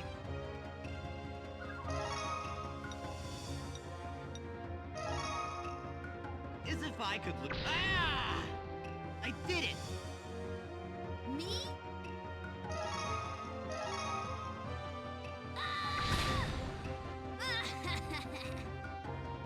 You can really pull it together sometimes, Shippo. And that's another thing that can happen in a fight. At random, and depending on whether a character gets a crit, misses, or just at random, another character will remark on how well that character did. Some of the dialogue can actually get pretty funny. Please, hit the mark. I did it! Got it!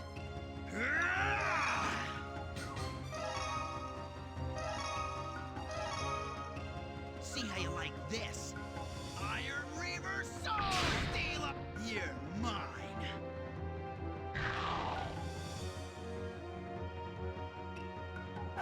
Didn't even feel that.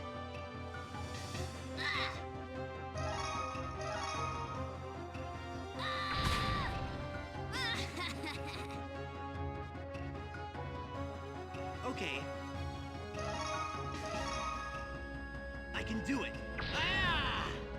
I did it! Hey, that was pretty good. Right. Why? You're mine.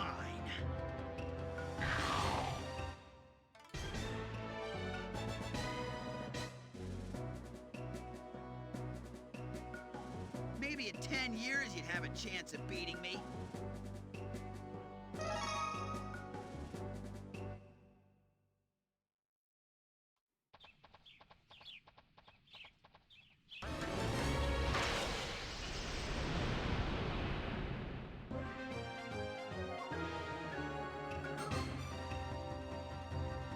We're gonna beat them for sure. Got it. Let's take care of that ghost first before it puts us to sleep. Take that! Iron Reaver Sword Stealer! You're mine! Yes. I can do it! Ah! I did it!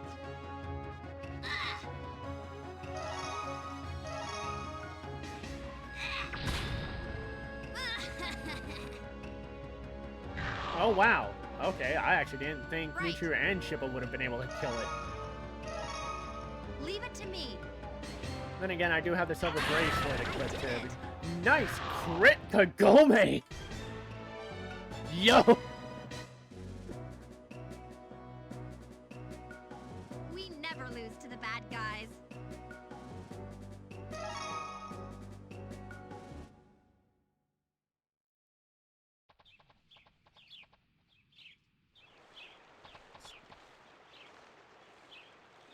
Hey, look what I Ah, found! sacred tree dew. Good, we have one revive.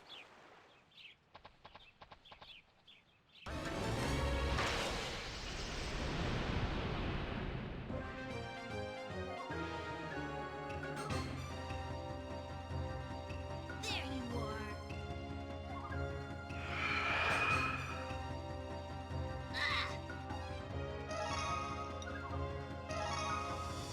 I would rather get rid of the ghost.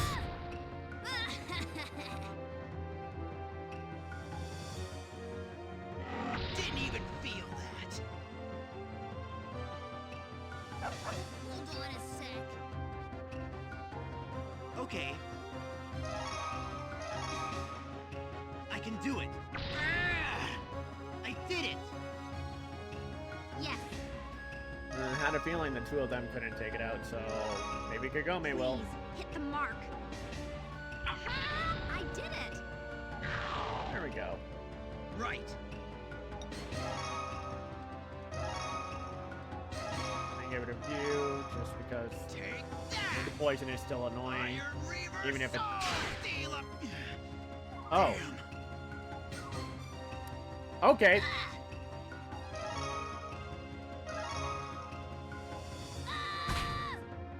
Wow! Okay. I don't feel good. Oh boy. It's not over yet. Okay. I can do it. I did it! Hey, that was pretty good. Me?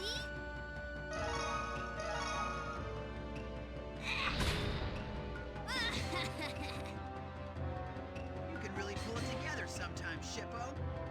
Got it.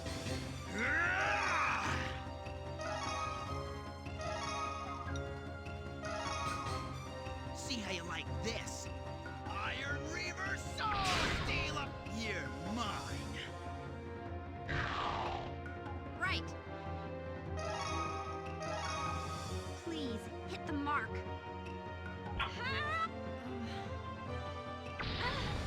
Ah, damn it, she missed. Didn't even What exactly is the evasion on that thing? Wait, no, there is no evasion stat. It's literally just random.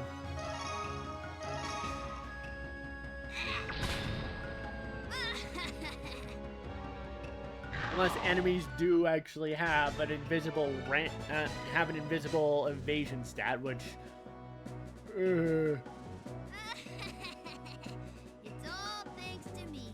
again, no way to tell because no one's bothered to go into the game's data to find anything.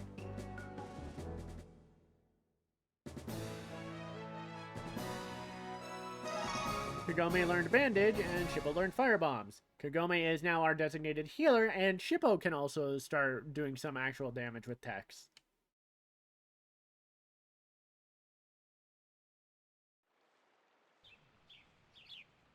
Hey, look what I found! And a protection gem that raises defense, which is good.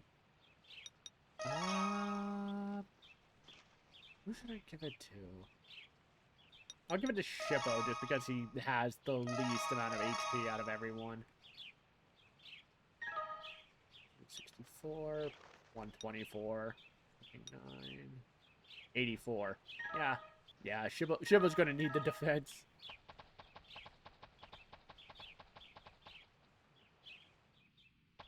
And we have a traveling merchant. Let's see. Which should I pick? Same stock as the store in Kaide's village, but also eye drops, which recovers darkness, which is essentially blind. It does lower your accuracy, or your chance to hit. I still don't think I need to get anything. So I'm going to leave that alone. There are 2 paths. You can honestly take either one. They both lead to the same spot.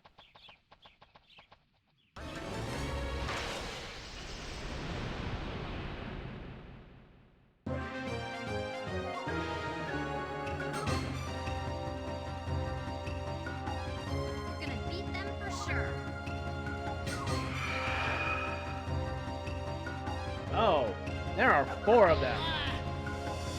This is going to be a pain in the butt. Good thing Kagome learned a healing ability. Let's see. Emergency treatment for a wounded member. I mean, currently Michiru has the lowest health, so... Are you okay? That should do it. Thanks.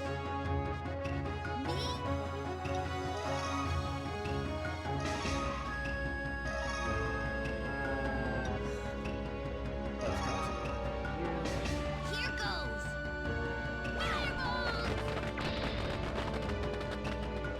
There we go. Now Chippo can start doing some damage. I can do it.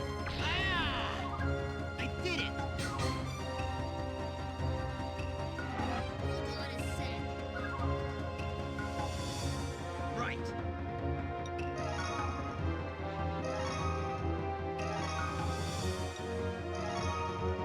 Take that! Iron Reaver Sword! Deal up here, mine!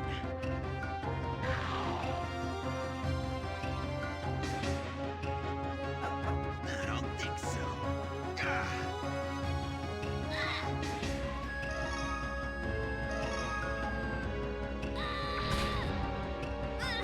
Oh, I should have used his tech. I'm an idiot. Right.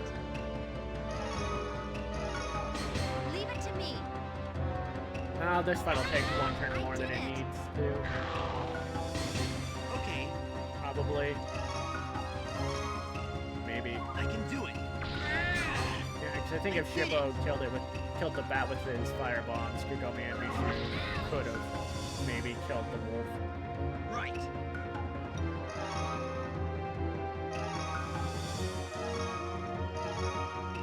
Take that! Iron Reaver Sword! Deal up here, mine!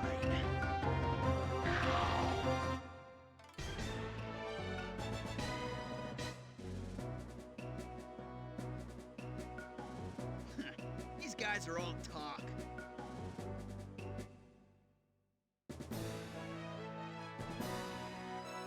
And with that, InuYasha learns the Wind Scar, his first special attack, and we can actually start using energy.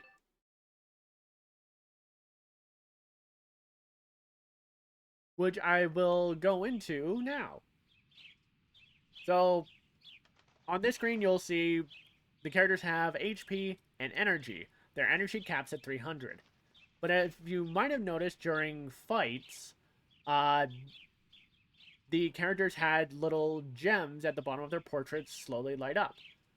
That is their energy, and they gain 1 jewel for every 100 energy that they gain. As I mentioned, they gain energy when they do damage, take damage, or kill something. And your special attacks will cost anywhere between 1, 2, or 3 jewels of energy. The only attacks you can make that will generate energy are your regular attacks and your normal techniques. Using special techniques or co-op techniques will not generate energy because they cost energy. So you won't get a refund on energy as a result. But as a result, if you don't have enough energy for a special tech or a co-op tech, then you can't use it. This item is... Look what I found! Ooh, a power ring. That is a raw attack boost, so I will give that to InuYasha. He can already kill most things in 1 hit, but, you know, may as well. Or, actually, yeah, no, frick. Since he can already kill most things in 1 shot, I'm just gonna... I'm just gonna give it to you so that you can do more damage. Especially since you're not going to get any text for a while.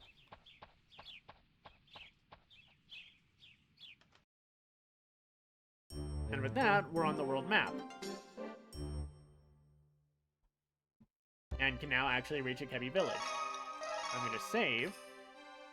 And we're going to go for another break. As always, use this time to drink some water, grab a snack, stretch, use the bathroom if you need to, whatever you need. And we will be back in about 5 minutes.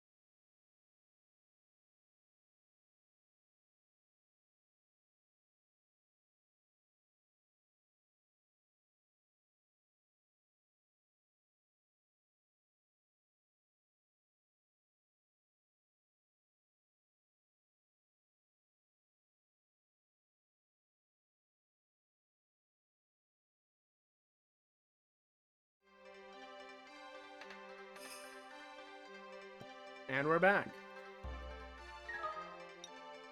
Now, let's actually head into Akebi Village and see if we can find those villagers.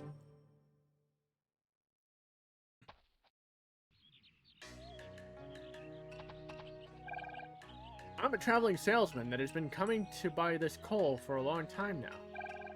I've noticed that the quality has dropped a little lately. Has something happened? Let's see. Which should I pick? Largely the same stock as the traveling salesman we saw in the Road to Akebi, but they also have Akebia. And they also sell protection gems and power rings, but I don't think we really need any more. This charcoal from Akebi Village is very famous. People travel from far away to buy it. It is charcoal made from trees that we loggers have lovingly grown, so it's no surprise that it's become well known. And yet the quality's been dropping. Hey, traveler, have you heard about the old temple? It seems there's a bunch of demons in there. An old temple? That's a little scary. Demons? Yeah, right. Whatever. There's nothing to be scared of. I sure hope so. Yeah, usual conversation that the cast has whenever they arrive in a new place that's being accosted by demons. Because the Jizo protect our village, we have been able to make a living from making charcoal.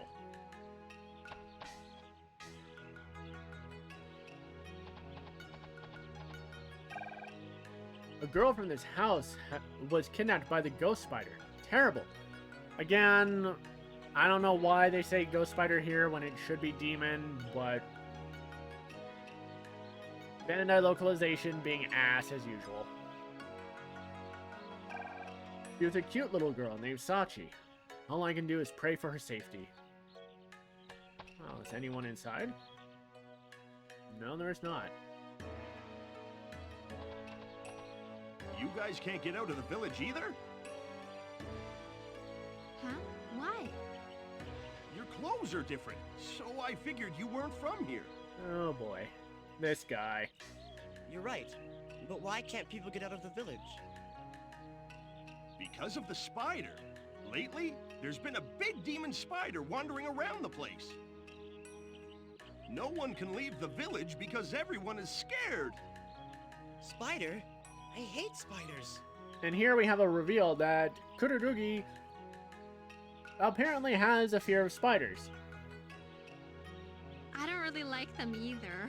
Kagome, on the other hand, just finds them uncomfortable. I don't think that's the problem. But Shippo here, like, catching on and going like, no, Michiru's actually scared of them, or Kururugi is actually scared of them. But concerning this guy, and it's not just any spider. He supposedly catches on that Michiru, or that Kururugi is scared of spiders as well, and just keeps going. It's an enormous spider with a white web that captures people. Captures with a white web. Scary. On top of that, he has black hair on his legs. Please stop. Very noticeably, Kururugi is in discomfort. I think he's exaggerating.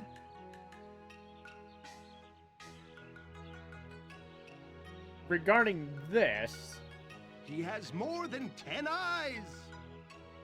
He's definitely exaggerating.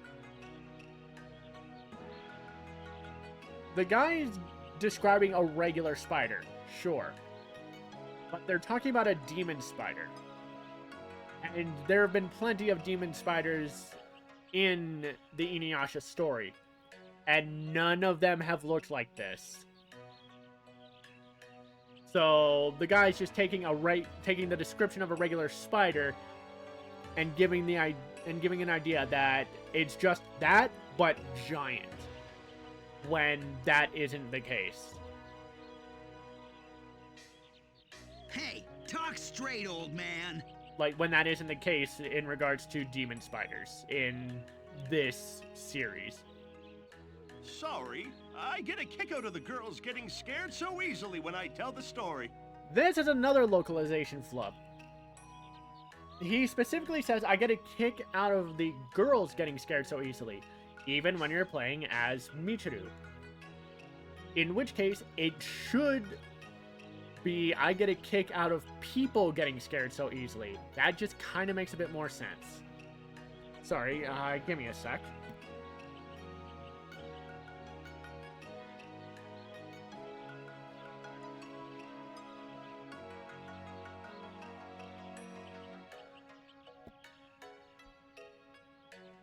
I got carried away.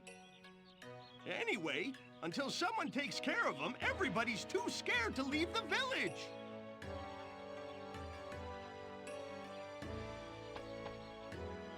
Well, now we know what the problem is, but... Or, like, we know what's happening in regards to the village, but, like, that's not our goal. For now. Lately, there have been a lot of ghosts around here. It's even become risky to come by charcoal. Again, yes, there are ghost enemies that you can run into in fights, but I'm pretty sure that's supposed to say a lot of demons, implying that there's been greater demon activity in the area lately. We're actually going to get into that pretty quickly. My face is black all year from making charcoal. It's probably because of this that I don't have any luck with the girls.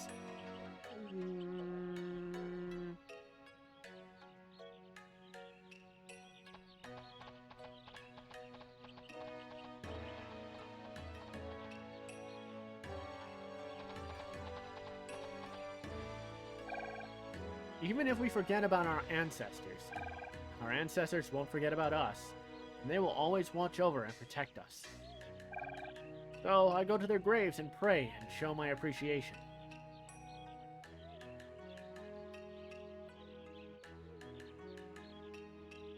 That's actually an interesting line given this game's story. However, what we want from here is this. Look what I found! A blossom branch. This is one of the fertilizer items that we can use in the mystery field. But whether or not we can find the seed that pairs with it for the event that we want, well, we'll just have to wait and see. And over here... Hey, look what I found! Wild plants, which is a healing item that restores 105. So that wouldn't be too bad to have as an emergency against the boss when we get to it.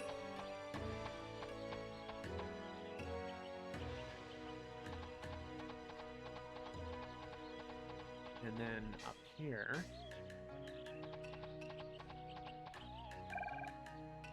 It's scary to go into the woods because there might be ghosts. Again, most likely supposed to say demons, but whatever. But I'm a logger, so if I don't go into the woods, I won't be able to eat. Demon? Oh, the giant spider in the old temple in the forest. Ever since I was a child, I heard that it lived in the old temple. So, this is an old man, and the spider's been around ever since he was a kid. But recently he came to the village, and it's been attacking the villagers. And only recently started coming to the village. Something recent happened that caused it to start getting a bit more ballsy. So, because of that, nobody's been able to get out to the forest. It's been terrible. Recently, you say? Does that mean he didn't chase people before? Why would you ask that? Are you going to the old temple? What if I do? Nothing. I'm sorry.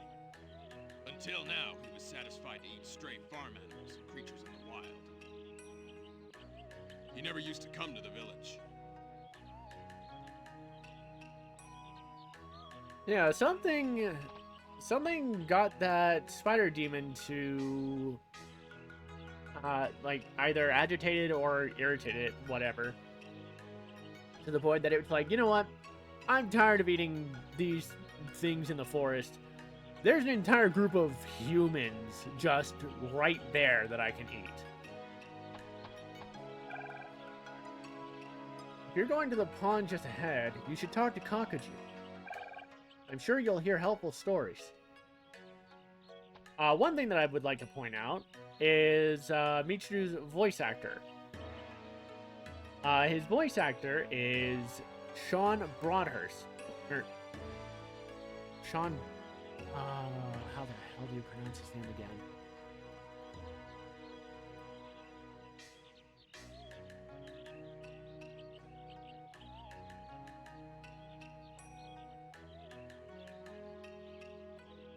Sean Broadhurst. The only other known voice role he's had... Huh. Oh, wait, no, he's had a few. But... Oh, wow, yeah, no. Okay, he was actually in quite a bit. Oh, a fair bit.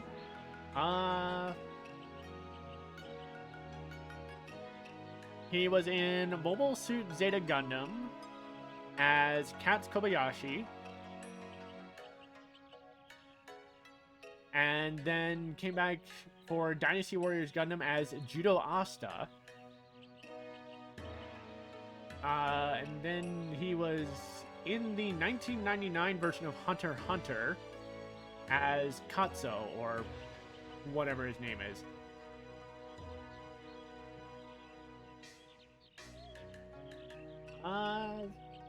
But after 2008, he just kind of dropped off the map. And much like with Monica Real, no one really knows where he is or what he's been up to. Kaname Kururugi, on the other hand, is voiced... nope. Not on the right screen there. Kaname Kururugi, on the other hand, is voiced by Caroline Day, who has voiced Allenby Beardsley in Mobile Fighter G Gundam, and Misaki, I don't remember her last name, in Card Fight Vanguard, and she's still a fairly prolific voice actress. Her role as Kaname was actually one of her very first, if I remember correctly.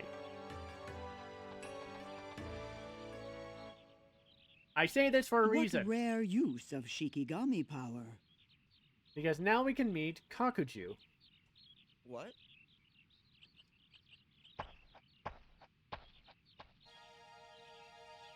When you were in danger, do you remember what you cried out?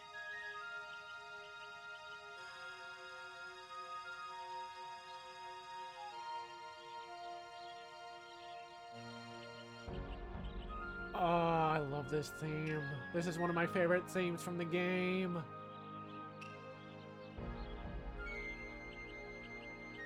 So Kakuju is an old woman here, but if you're playing as Kaname, Kakuju will actually be an old man. That is one of the other gender differences between whether you play as Michiru or Kaname. Again, the overall story is still the same, but there are enough changes based on gender. How would you know? I wonder. Strange granny. What is this about? It doesn't seem likely, but this human has a mysterious power. So, Kagome wondering, like, what Kakuju and InuYasha were talking about. InuYasha revealing that, supposedly, Michiru has a, well, as he put it, a mysterious power. which we saw before Michiru passed out, and what InuYasha referred to as the red light. Oh, I see. It's nothing, really. Well, Grandma, exactly what is this power? It's what we call Shikigami, which is a special power that can be wielded. It's a spiritual power that exists in all creatures in the universe. Now we can get into some lore shit.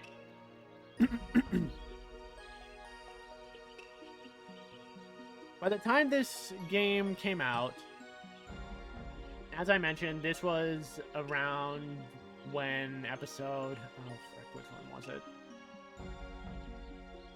When episode 146 of the original anime aired. So at this point, we had already been introduced to Dark Priestess Tsubaki in the anime and manga, while the anime also added Botan and Momiji. All of which used Shikigami.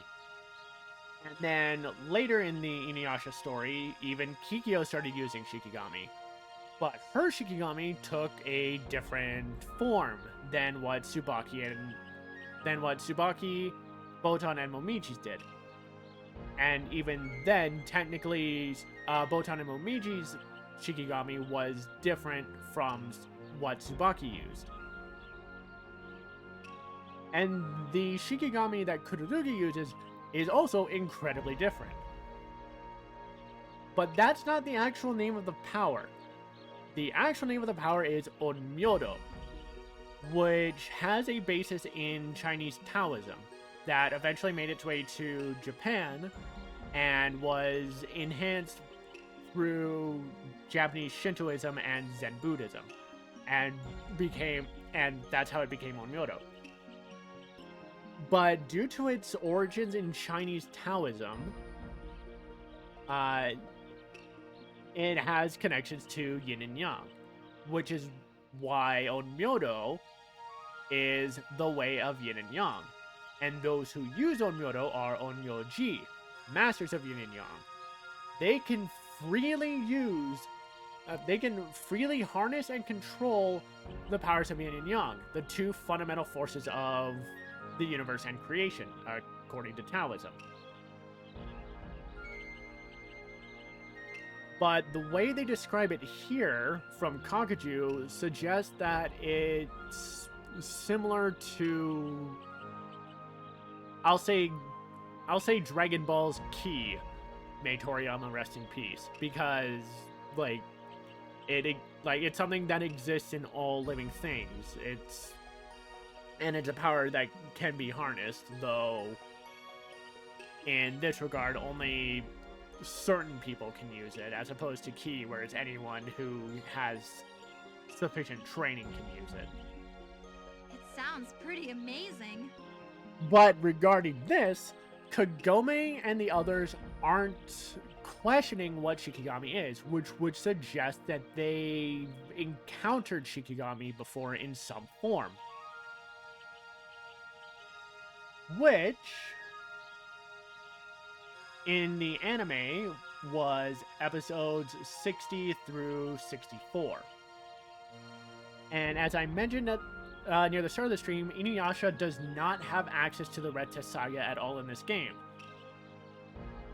Which, now we can get into when this game's story likely takes place. Since InuYasha doesn't get the Red Test Saga in the game, and it isn't until episode 73 of the anime that he does, this game's story takes place before the events of episode 73-74 when InuYasha goes to get the Red Test Saga. But because of this implication that they've encountered Shikigami before, thus have likely met Tsubaki, it takes place...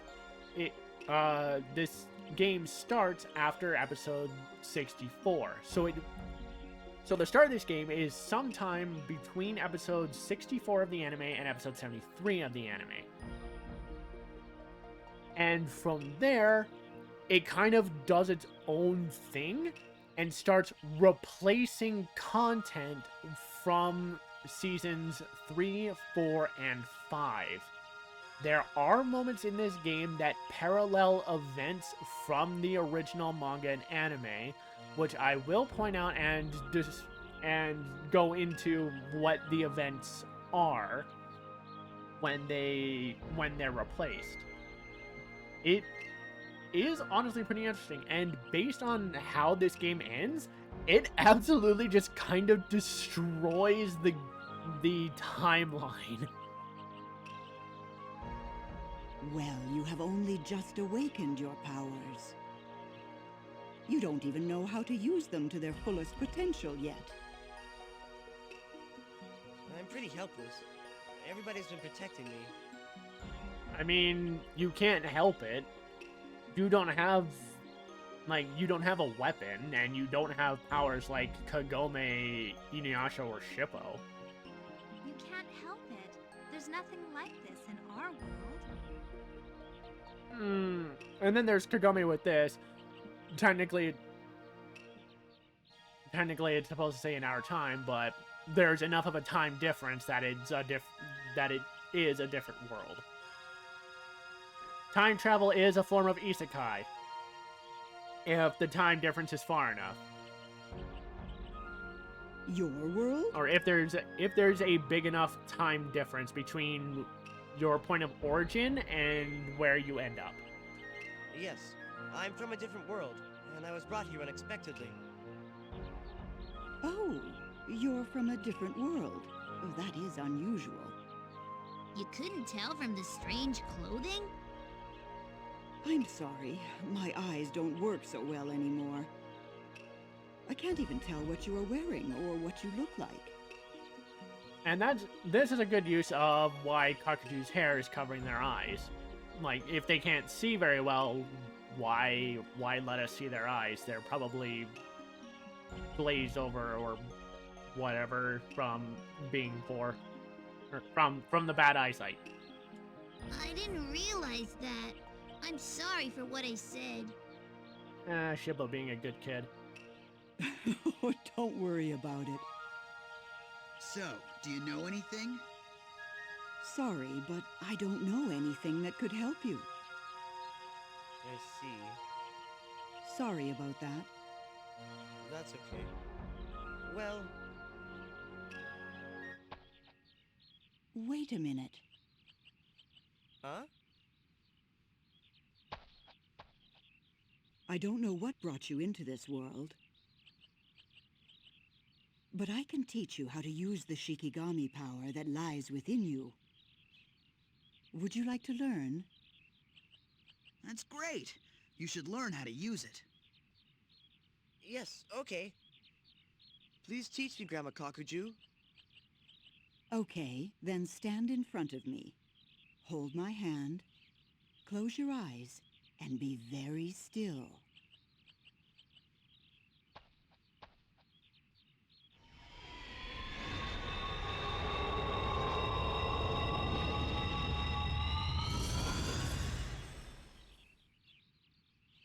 Wow! Your body lit up!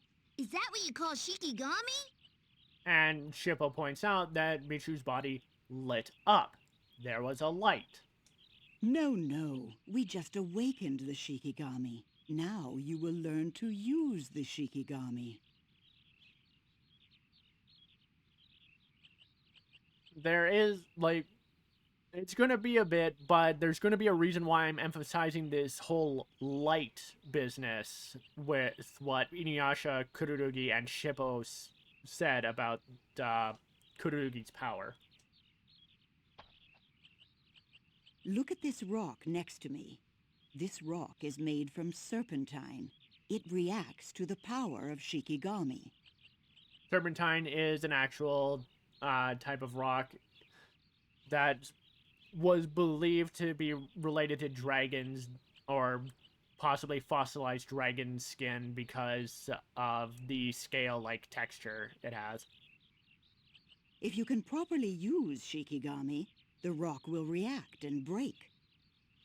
Having tying serpentine or serpentine rock to Kururugi's power, Onmyoto or Shikigami, is interesting, and I honestly don't know why they did it, unless they just wanted to be like, like mystic power and dragon.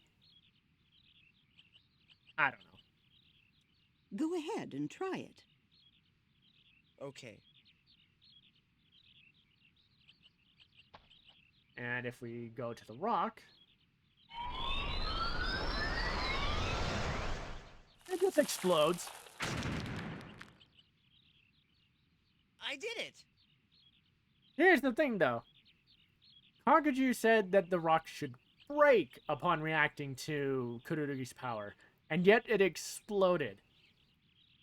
There's an implication here that either Kururugi, while they've gained access to their power, can't control it all that well, or that Kururugi has so much latent potential power that the rock was just like, okay, gone. That's great! Whatever. I can do that. No need to get competitive. That's right. This isn't the place to be waving your sword around.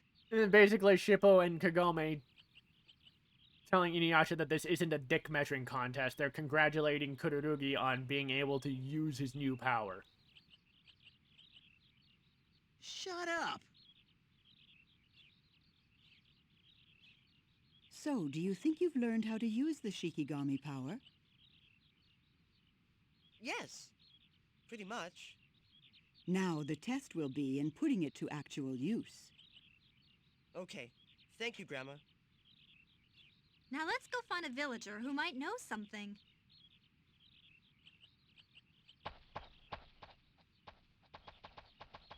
Well, considering we gained a new power, it's unlikely we're going to be going home anytime soon, because otherwise we're not going to get to use it. So, very clearly, trouble is afoot. And there's a new character here. I found you.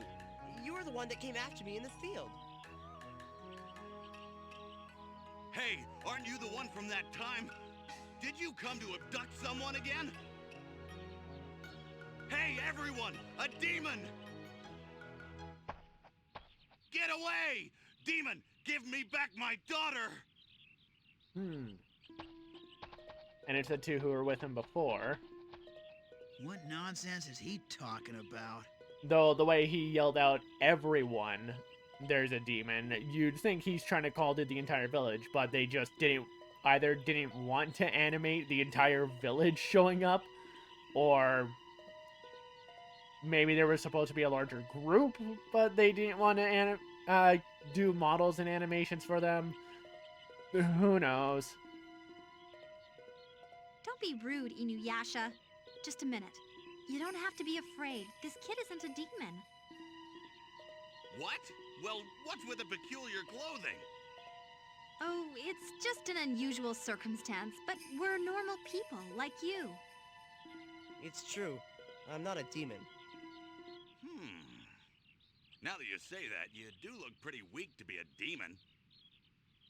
You finally got it. I can't believe we were about to capture a regular kid. So sorry. We were so panicked we couldn't think straight. You were panicking? What happened? A demon has stolen our daughter. Demon? As in the giant spider demon? So putting two and two together, we can piece that it was the girl, that their daughter is the girl, Sachi. Yes, he came to our village and stole my daughter. And we all went looking for her.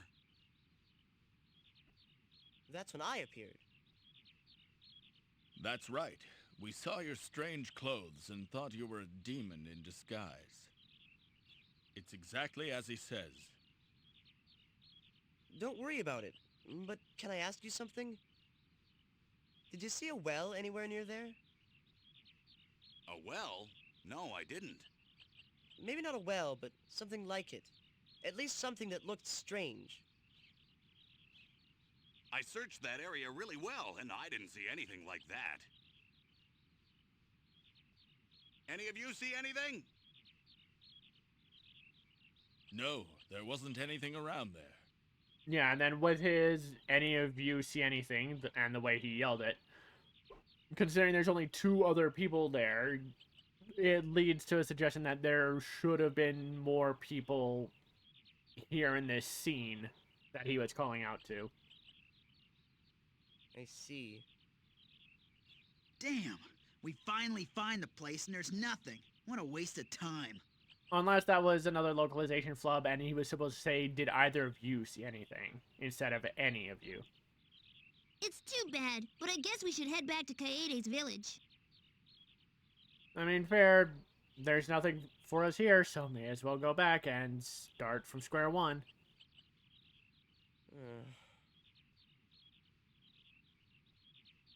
Wait! But, as always, Kagome steps up. What, Kagome? So, what about the demon spider? Did you find your daughter? No, not yet. The young men that went to the old temple to find her never came back. I think I need to go and find her. What are you saying, Father? No! What will we do without you? So, that character said, "What are you saying, Father?" And I think that was another literal translation, because I'm pretty sure Yone is supposed to be the guy's wife, not another daughter of his. Damn it. We're no match for a demon that can destroy our homes. In that case, we'll go after him for you. What? You will destroy him for us? Did you hear that, everyone? How can I thank you? Please help our daughter, Sachi. Yeah, because here she says, "Please help our daughter." So Yone is supposed to be the wife/mother. So her calling the other guy father is was more than likely a transliteration thing. InuYasha, this is so unlike you. Are you okay? I'm so bored from all this walking. I need a little excitement. Oh, I see. But it's probably just some stale old demon that lives in the old temple. This'll be a piece of cake. But the villagers said he's been acting different recently. Oh, shut up. What do you know about demons? Let's just go already. InuYasha has a point. Michiru's new here. He hasn't been here long, so what exactly would he know about demons? But Michiru also has a point, because they were told not long before that the demon spider's been acting differently, that he usually wasn't this aggressive. So something's up. So, where's the old temple? It's at the end of the village, past the rocky expanse. Please, help my daughter. Well, now we have another goal and another objective. The road to the old temple, and we're going to save again. Oh, no, I already saved. I don't want to save again.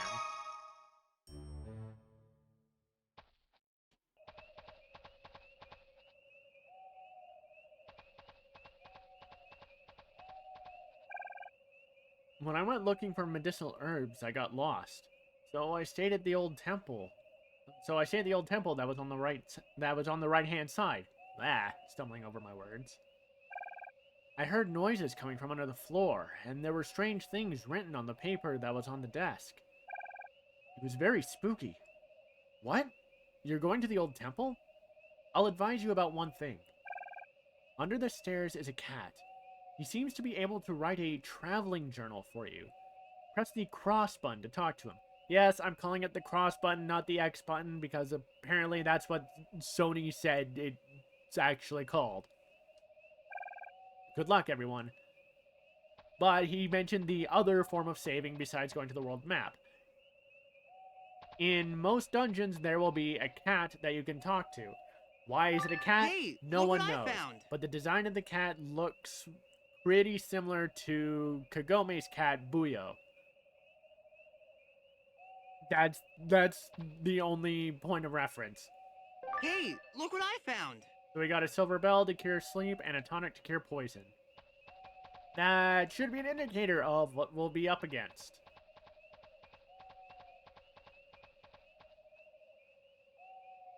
Hey, look what I found. And another sacred tree dew, so we have another revive.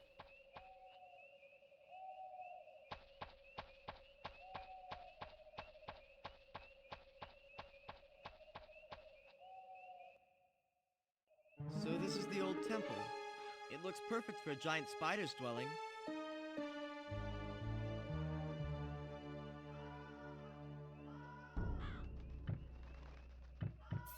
And we're actually going to explore every inch of the place.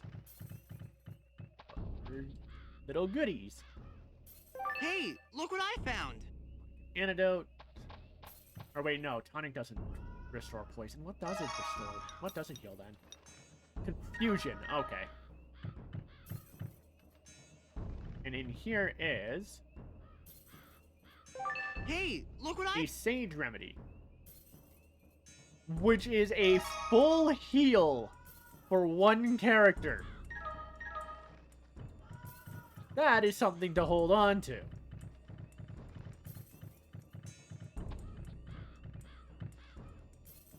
And then over here is... look what I found. Medicinal herb. And now we can start getting into fights.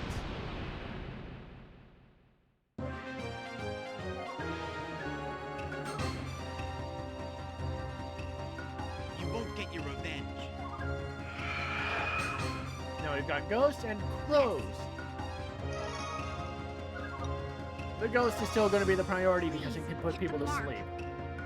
I did it!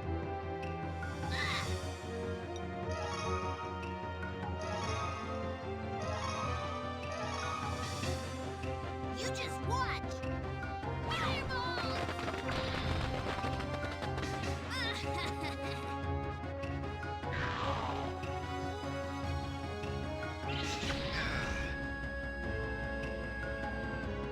Okay. Shikigami, please help. I did it!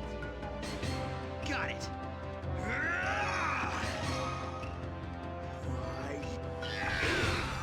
You're mine.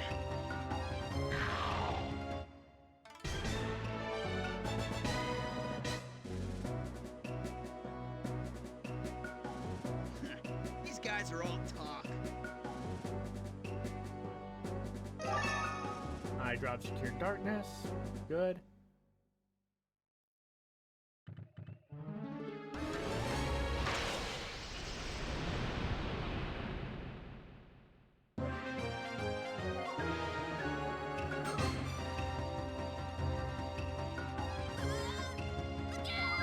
And that is a surprise attack with a death mask in the group too. Not good. Melee attack, it only hits Kagome, and she is sealed. That is an interesting status condition. It's essentially mute or silent, which would prevent you from accessing magic, so in this case you can't use your text. But it actually has an interesting effect on Kururugi. I think I forgot to talk about what it does, about Kururugi's new attack animation. Here goes! But I'll go into it now.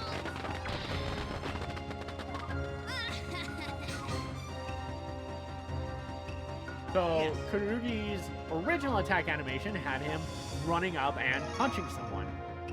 Kururugi's new animation, now that he has his Shikigami, attack! Has him throw a ball of light. I did it! If Kururugi is afflicted with the seal status, he actually goes back to his original attack animation of running up to an enemy and hitting it. Because if he's sealed out of using his Shikigami, he can't use it as his regular attack anymore. It's a minor thing, but I do think it's a really nice touch. And Kagome, on the other hand, can still use her bow and arrow, but she also doesn't have any offensive attacks right now. I did it! Not bad, Kagome. And InuYasha's asleep, and he's still at near the very back of that turn dial.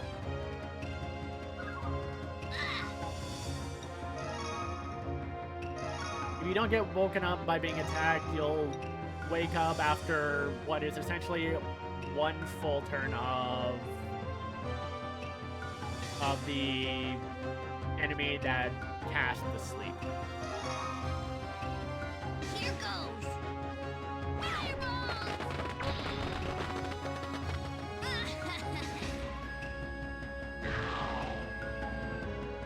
Got it!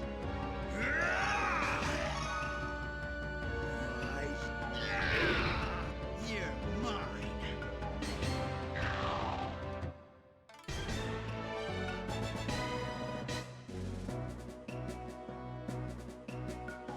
Maybe in 10 years you'd have a chance of beating me.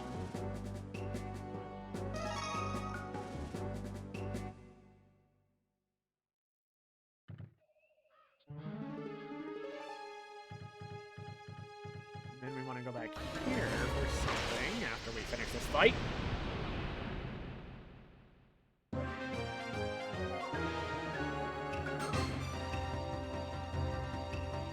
Come and get me! Yes.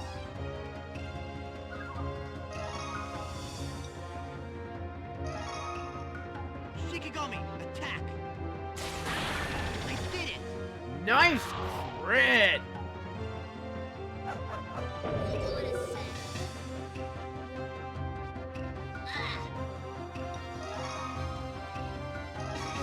Well, at least the poison failed, so I can take out the crow at least. Here So goes! it doesn't do any damage.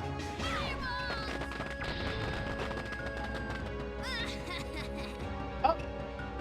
Okay. Yes. Oh, Kagome can take it out then. Please, hit the mark. I did it! Right.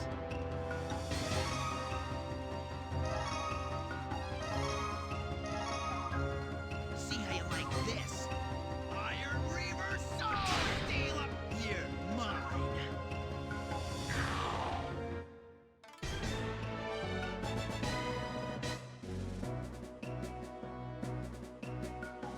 Maybe in 10 years you'd have a chance of beating me.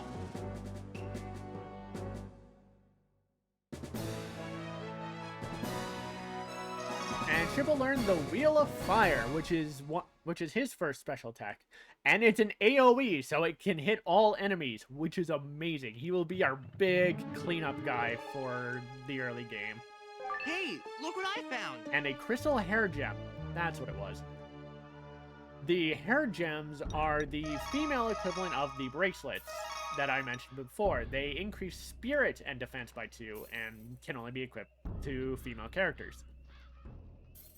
As I mentioned when I was describing the equips between the bracelet and the hair gems with Michiru and Kagome Kururugi, Kagome is more defense and support focused than Michiru, who's a bit more offense focused. But Kagome is pretty much the other character that prioritizes defense and spirit, so I'm going to be giving the hair gems to her. There really aren't any other equipables that really suit Kagome's stats, to be perfectly honest. And I think, just an interesting thing, Kaname's character model is pretty much a copy-paste of Kagome's. Like, like, a lot of the animations for Kaname's model are directly ripped from Kagome's. They have the same idle standing pose in a battle. They have the same the exact same running animation. I don't think so.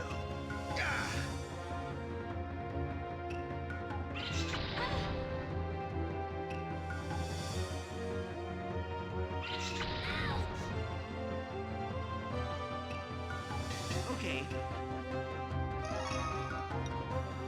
Let's get rid of you. Shikigami, please help. I did it! And let's show off Shippo's Wheel of Fire. Damage to all enemies, vision is obscured at times. This does have a chance to inflict the dark status. Here goes. Take that. Provided anything survives it.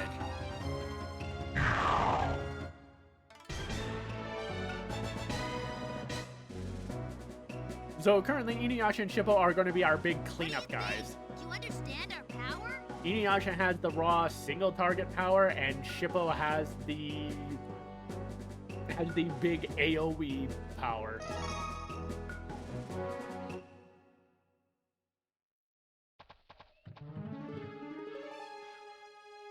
Hey, look what I found!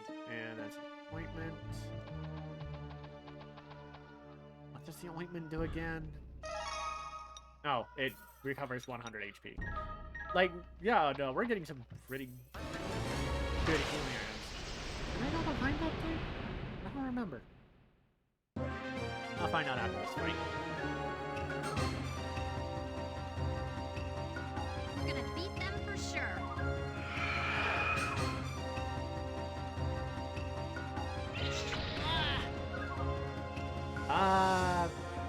If I don't kill these things, I'll probably have Kagome start healing people. Hey, dude. Hey, Maria.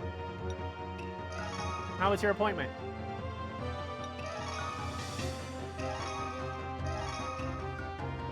Here goes. Take that. Shippo's little laugh. Just being like, like the devious little gremlin. Sorry I'm late. I somehow missed the notification. That's alright. It happens. Do you understand our power? Well, that's good. Yeah, I have seen instances of other people say that they didn't get the Twitch notifications when people go live. I don't know if it's an issue with Twitch themselves or what.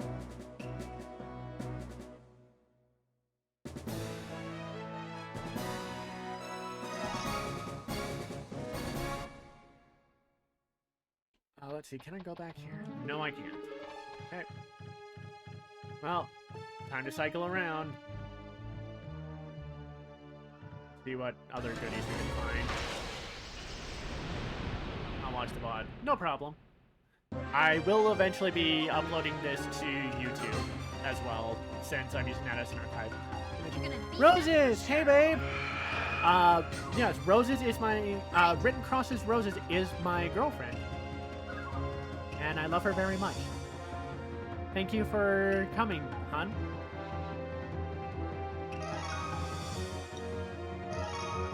Leave it to me. I did it.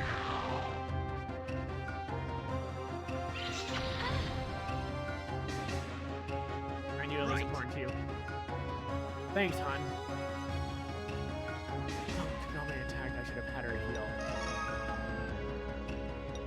Aw, cute.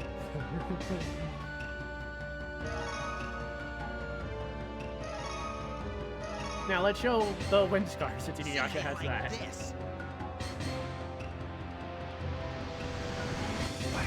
How far are you? I'm in the first dungeon. I'm on my way to the first boss. Michiru gained his Shikigami.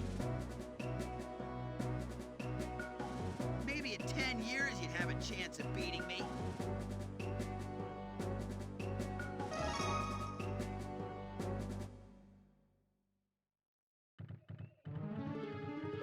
Let's see. entrance. We don't want that yet. We're not going to go back into that. Okay.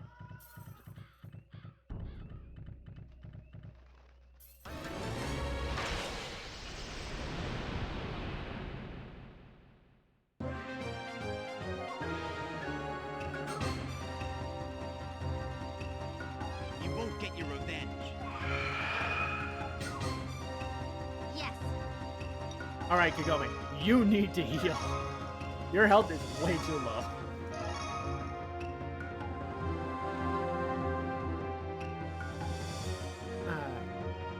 Right. So how was your day, hon?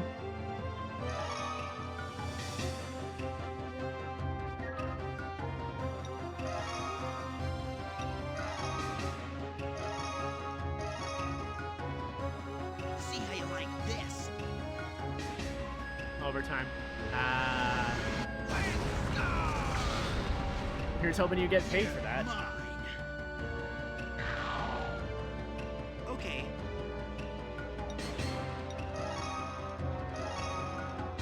Shikigami, please help. I did it. Why is everyone on my team called out? I know what that feels like.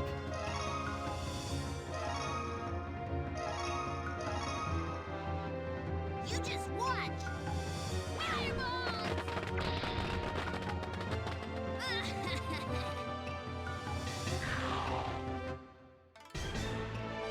Sorry you had to deal with that.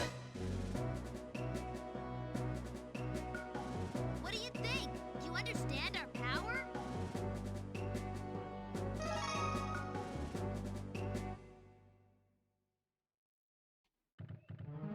It's like if Kagome carried the rest of the team.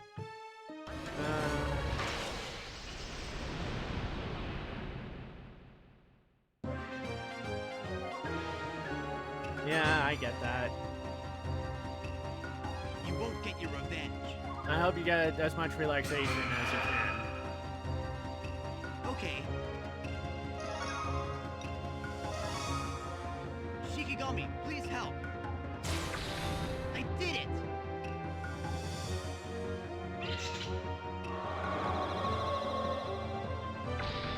Oh, come on. Now Kagome's asleep. Now I can't even heal for this fight.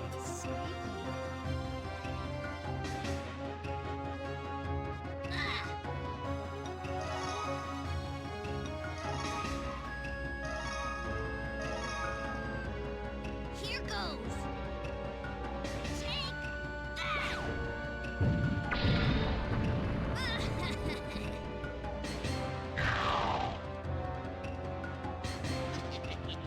This thing's beefier than I thought. And it can heal itself. Great. Got it.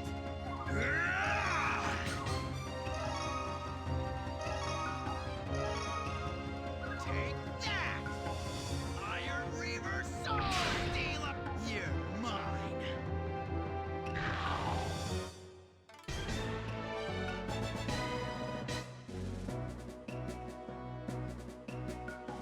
All those guys put together don't stand a chance against me. I've played this game, I've beaten this game, but it's like a fever dream. It is. It really is. Oh, nice! Another silver bracelet. Yeah, like... this game is just something else. And I mean that in a good way. Hey, look what I found. Eye drops. Okay. I'll still give that other bracelet to Michiru, since InuYasha doesn't need it right now.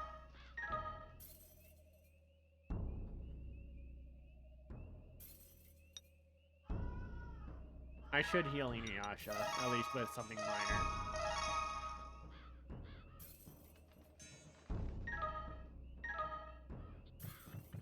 And I know there's an item back there. Hey, look what I found. Another silver bracelet. Okay. It's like the game we played after getting drunk after InuYasha. That is a very good way of putting it.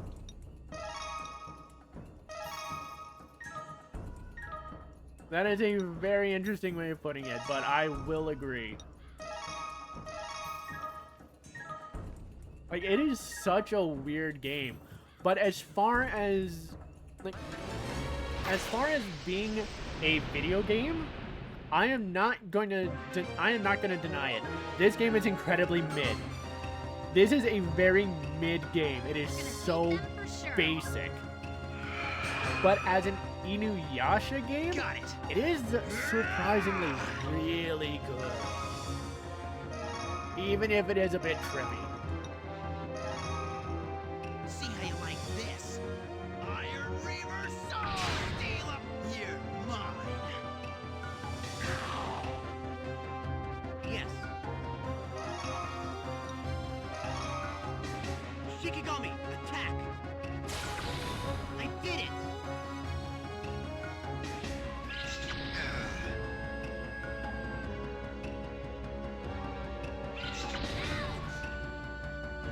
Oh, okay, no, Shippo needs healing soon. It's good because the other ones are like the worst. Take the PS1 game. To be fair, it is a PS1 fighting game. It didn't really have a lot going for it. Yes.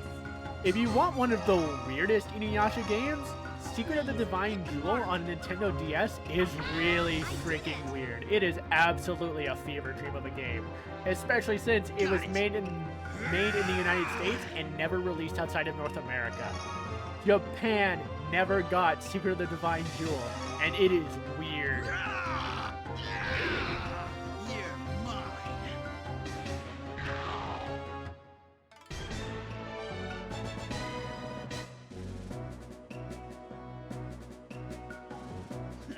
These guys are all talk.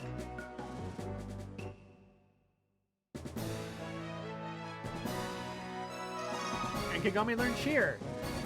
With this, she can boost the damage of someone else in the party, which is good to have.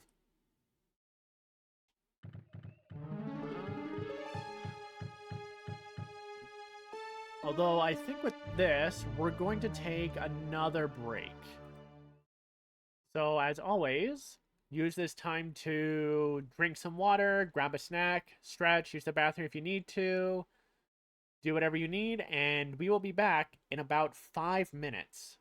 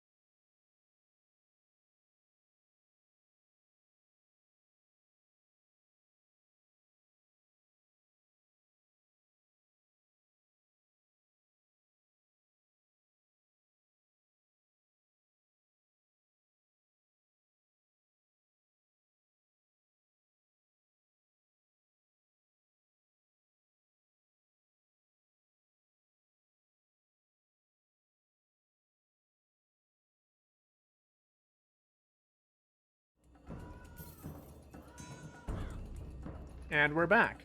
Let's see. So, like that one Naruto game they had to edit in the West because Shippuden didn't come out in the West yet.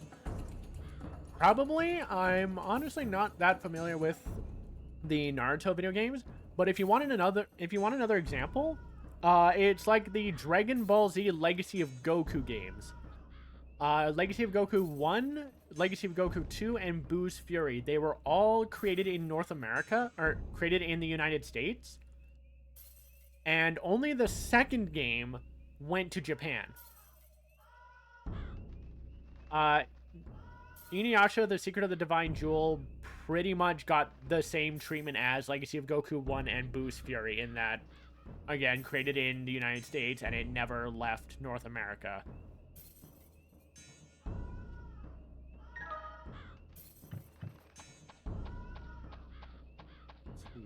Let's check this. On the paper on the desk. I got lost while we were traveling. It's very spooky here. We should get out. We should get you out of here as soon as possible. Get you out of here? Wonder who they're talking about.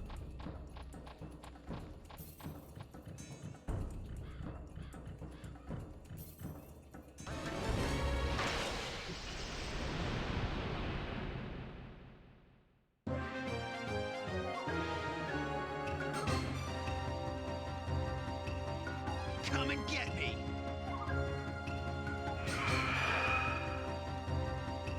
Yes.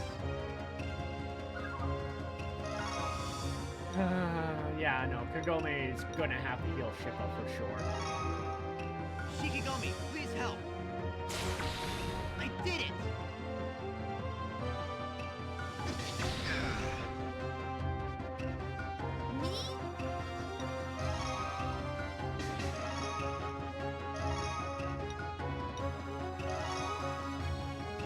Here goes!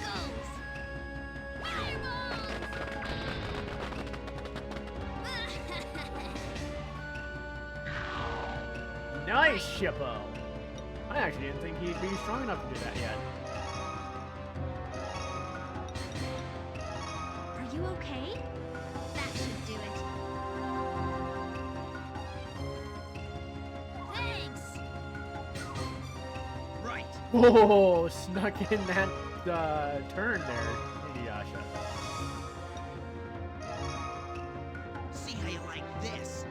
Iron Reaver Soul Stealer! Sure you saw it, the frickin' Pros icon was there before InuYasha, but InuYasha was just like, nope! Okay. My spot! Shikigami, attack! I did it! And he heals himself.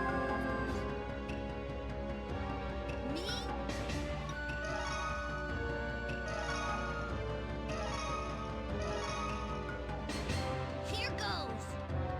Fireball!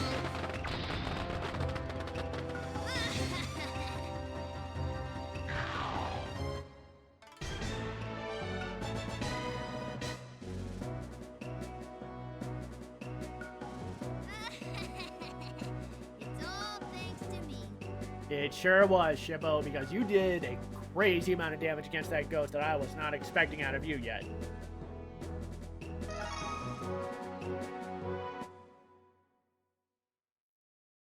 And for that, Hey, look what I we found! got an ointment for more healing. And No good. It's locked. interestingly colored door. Let's grab this first. Hey, look what I found! Got an antidote. More poison healing, though we have, but again, poison is negligible. On the paper on the desk, there's a spooky sound coming from under the floor. What kind of sound is it? An animal? A demon? I'm terrified. Is written.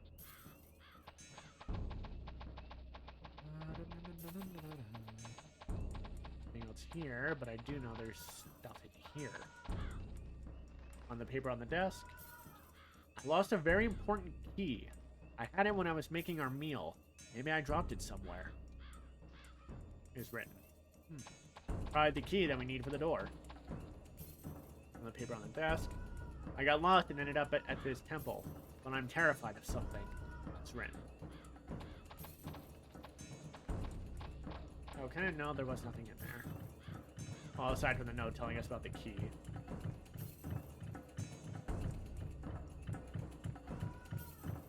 Right, this was the room with the item, I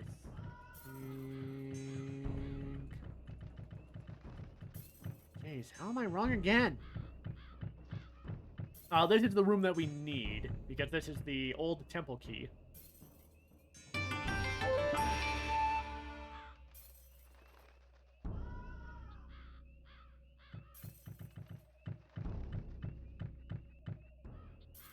And that just brings us back here, so now we can actually progress.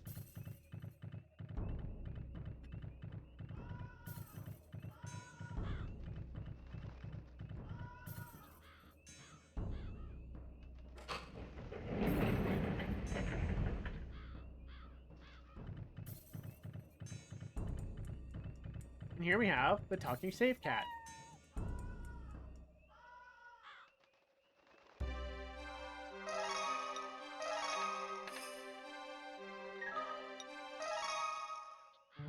And I mentioned that it looks kind of like Booyo.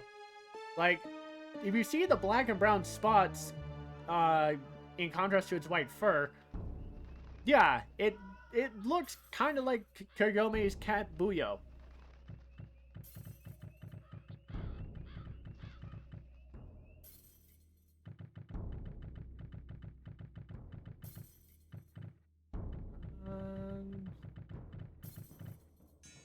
Keep going. We'll look around for any more treasures. Paper on the desk. Lately, there have been more and more demons. Is it a bad premonition? It's definitely bothersome. Is written.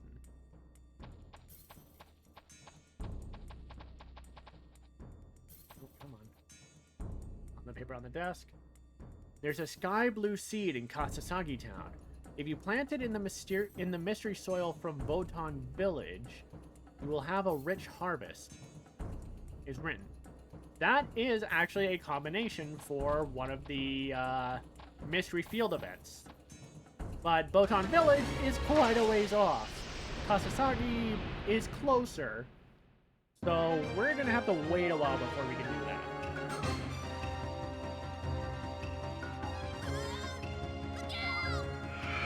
And surprise attack.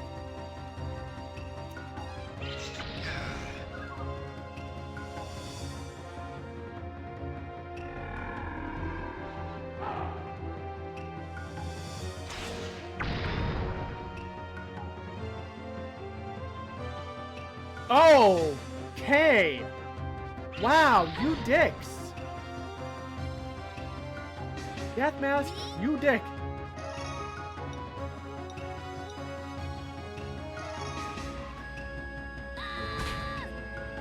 Too bad, Shippo.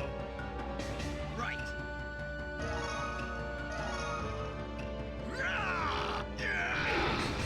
You're mine. Yes. Leave it to me. I did it. Okay. Shikigami, attack. I did it. Me?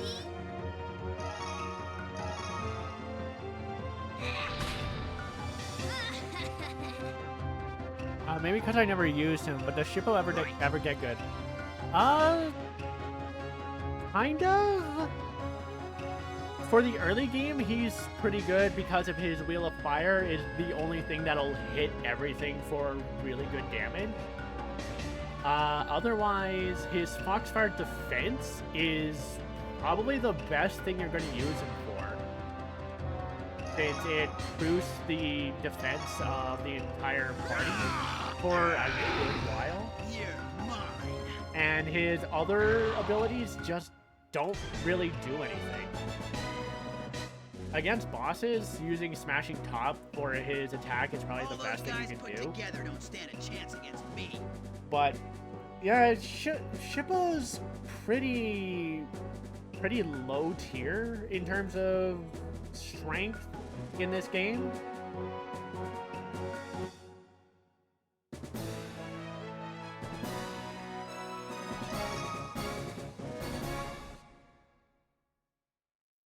But again, at least for a little while in the early game, he's not that bad. On the paper on the desk. I heard that there's a mysterious field in Kaede Village. They say miracles happen there. Most definitely want to go there, is written.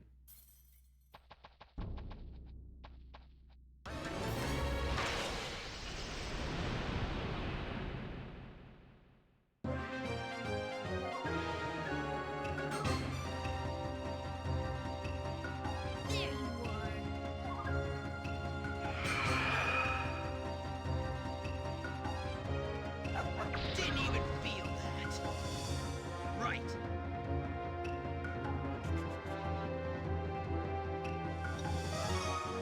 Yeah, let's at least get rid of the ghost.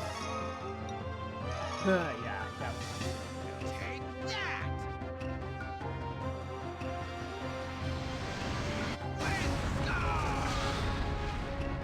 You're mine.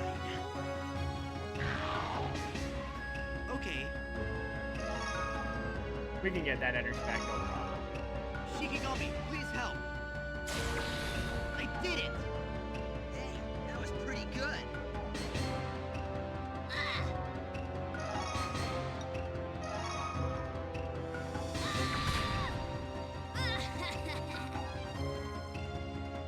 Yes. Leave it to me. I did it.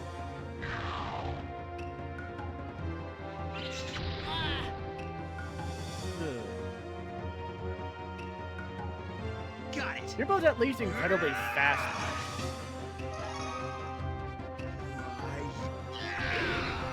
You're mine.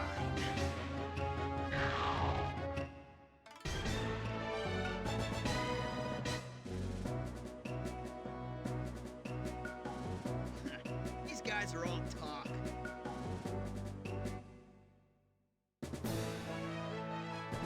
You might notice, Kururugi has reached level 6 and still has not learned a technique, while Kagome, InuYasha, and Shippo have already learned 2 by the time they hit level 5.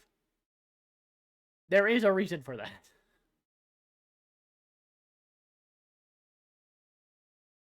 It's because his first technique is story locked. And, oh wait. Alright, there was, I wanted to go this way for something. Yeah, no, that just leads to the stairs. And then Kururugi just starts getting stuff late compared to everyone else. At least until level 28, which is when everyone will have all their stuff.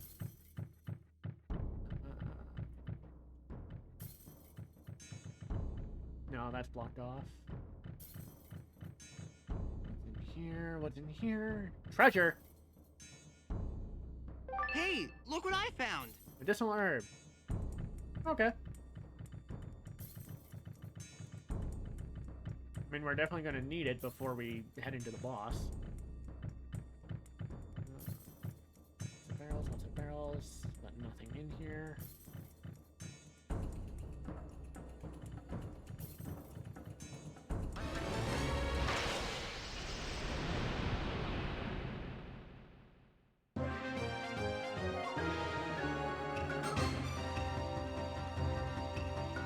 We're gonna beat them for sure. Okay.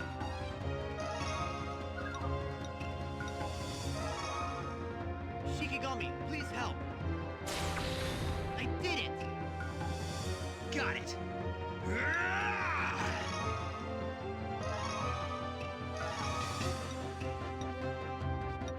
Take out whatever's See how you like this. Iron Reaver Sword! Deal up. You're mine.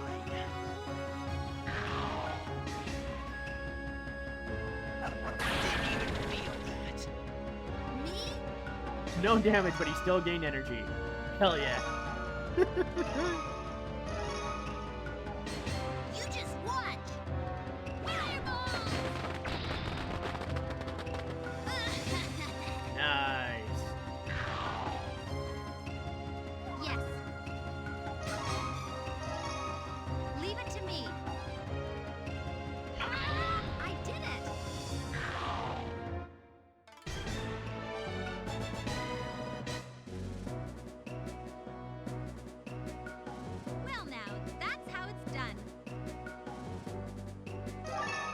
Soul Stone. That is an equipable that increases the activity or speed of a character.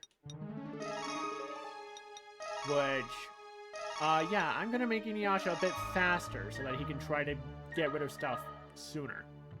Here we go. Of course. Of course! Of course, because it's a purple cloud.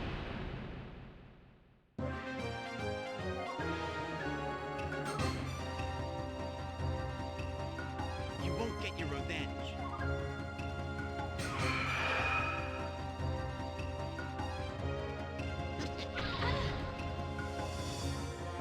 Got it. Oh. Okay, I mean, good thing Shippo's coming up. Yeah, this would definitely be a point where Shippo is actually useful.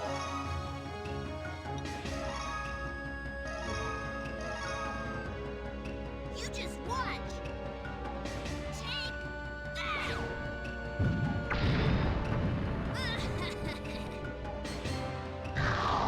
There we go.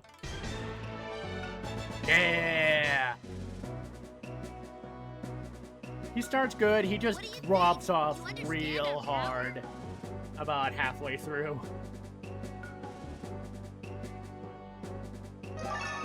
And then he pretty much just becomes your big defense buff because his ability to reduce the enemy's attack power doesn't work on bosses. Hey, look what I found. A lot of his stuff later in the game just does not work on bosses. So, Hey, yeah. look what I found. Shippo sadly dropped off pretty hard.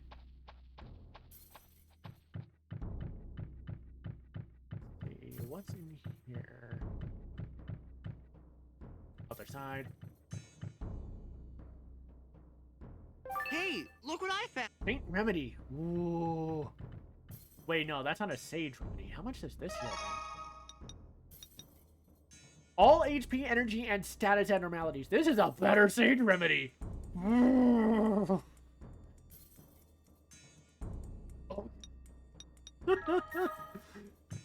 That is worth holding on to. Let's see. And I don't... Oh, okay, there is something here.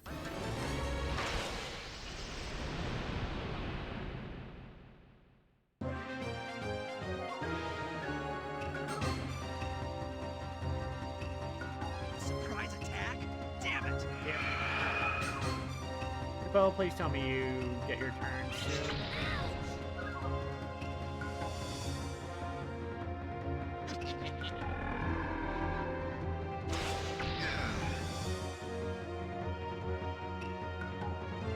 Okay.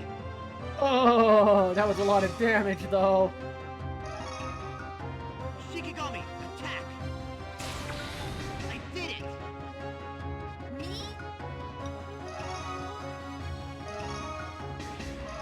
Well, at least it, at least these fights are giving me time to build energy because I'm going to need them.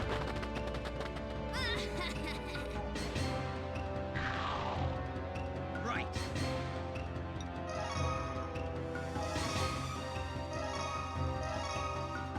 See how you like this? Iron Reaver Sword Stealer! You're mine!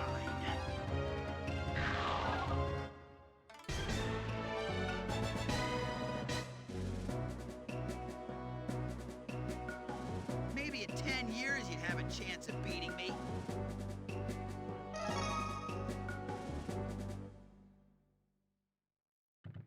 Ah, there's something up there, but gotta go around for it. Hey, look what I found. Blessing Stone. What the heck does that do again? Recovers all HP for everyone. Okay. Kagome's a little low though, so I'll put an herb on her. And I'll put one on InuYasha early since he's more than 50 off.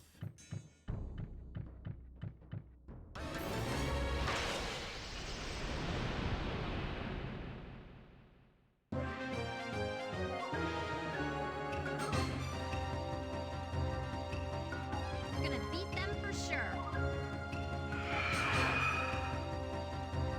Okay. Shikigami, please help. I did it! Those don't matter, they just hit. Me?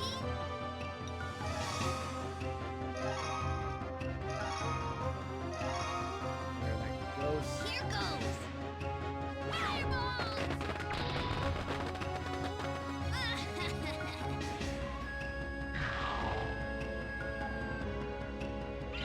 Didn't even feel that. Right. Well, at least Kagome gets a turn, so I can have her heal something. Or heal See how you someone. like this? Iron Reaver Sword! You're mine. 213 on a crit this early, not bad. Right.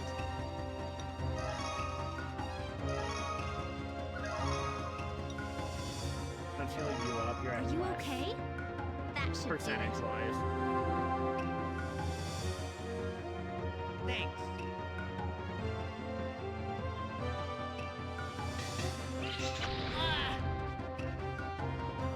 Yes. Shikigami, please help. I did it! Yeah, and if you hold down the right shoulder button, or if you're playing this on an actual PS2, the R1 button, you can actually see the exact values for your HP and energy. And if you have some buffs up, it'll actually show that as well underneath the runaway command.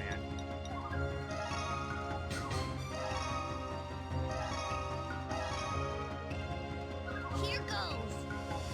Fireballs!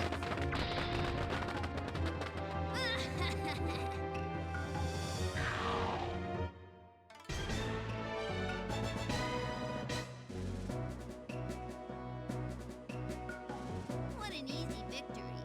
These guys are all talk.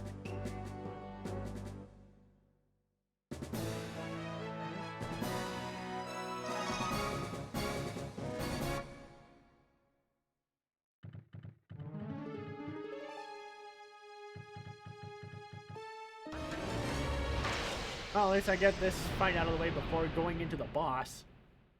And hopefully I can max out Shippo's energy as a result. Come and get me.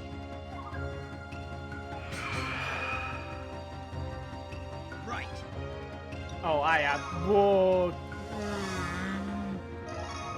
There's too much crap in here. Shippo's gonna have to use Wheel of Fire. Sorry, Shippo. You're not going in with full energy, and I don't have a way to give you more before we go in, unless I did some grinding, which you don't need to grind in this game. Except for the mystery field events. Those are specific. I'll get to those when we start doing them. Here goes! Take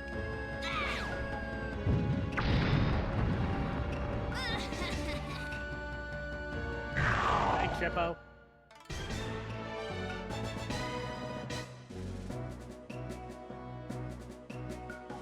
What an easy victory. These guys are all talk. I'm back. Twitch didn't like that I refused to use the app.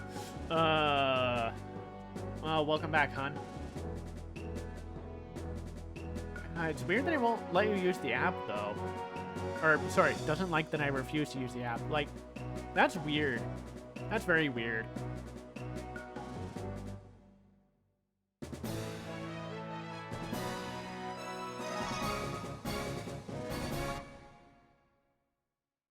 Okay, before we go in, how's everyone looking? I'm using the browser mode and it's trying to make everything run slow. Oh, you're using browser mode on mobile. Yeah, I think I can see that. It's still weird. Still dumb that they pull that kind of shit.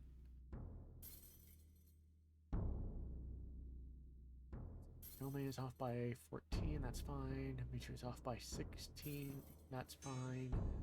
InuYasha's off by 28, that's fine. Shippo's off by 34. That's fine. Actually, wait, no, duh. I've got these.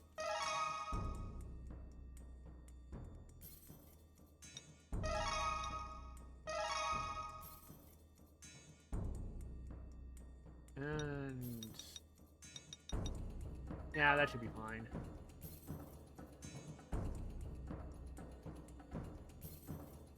That should be fine.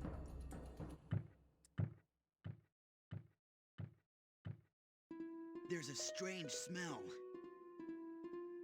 Huh? Really? That's the smell of blood, no doubt about it. There's a strong smell of human blood. Be careful, InuYasha. The smell of blood and the thought of the spider's web are giving me a bad feeling. Yes, the villagers mentioned the spider's web. I know. But we can't come this far and turn around. I know, but... Fine. You guys stay here. What are you saying, InuYasha? And typical group fashion. No matter how strong you are, you'll still be in danger if you go alone. InuYasha's like, I'll go fight this thing myself if it's gonna be a problem. Oh, be quiet. It's better to fight a ghost by yourself anyway. Again, they say ghost. It's supposed to be demon. Also, InuYasha, you've been through this shit so many times by now. InuYasha, no, you do the most damage. I'll defeat him quickly, then I'll be back. You guys stay here. I mean, if he does the most damage, then it makes sense for him to go after it alone, because he can kill it faster.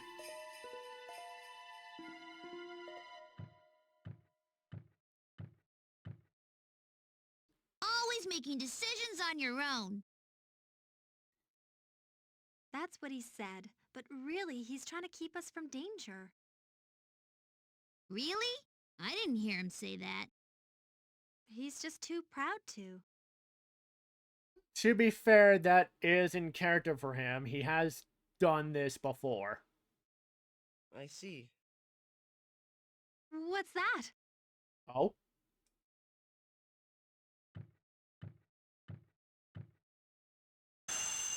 What happened, Kagome? It can't be. I sense shards of the Shikon jewel. Oh? What? There's definitely shards of the Shikon jewel nearby. MacGuffin? Shards of the Shikon jewel? It's what we've been looking for this whole time. Originally, it was one sphere, but it was broken into little shards and spread everywhere. If the demons use the shards, they become more powerful. I didn't know there was anything like it. If the demon spider has them, then... InuYasha is in danger. Shippo, let's go!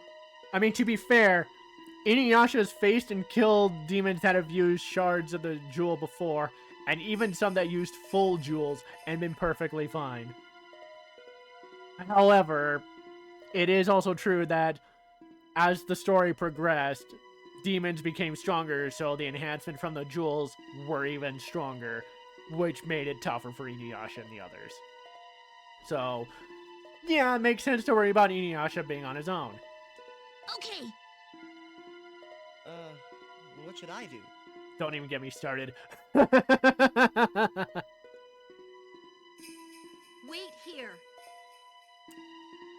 And, here's an interesting thing.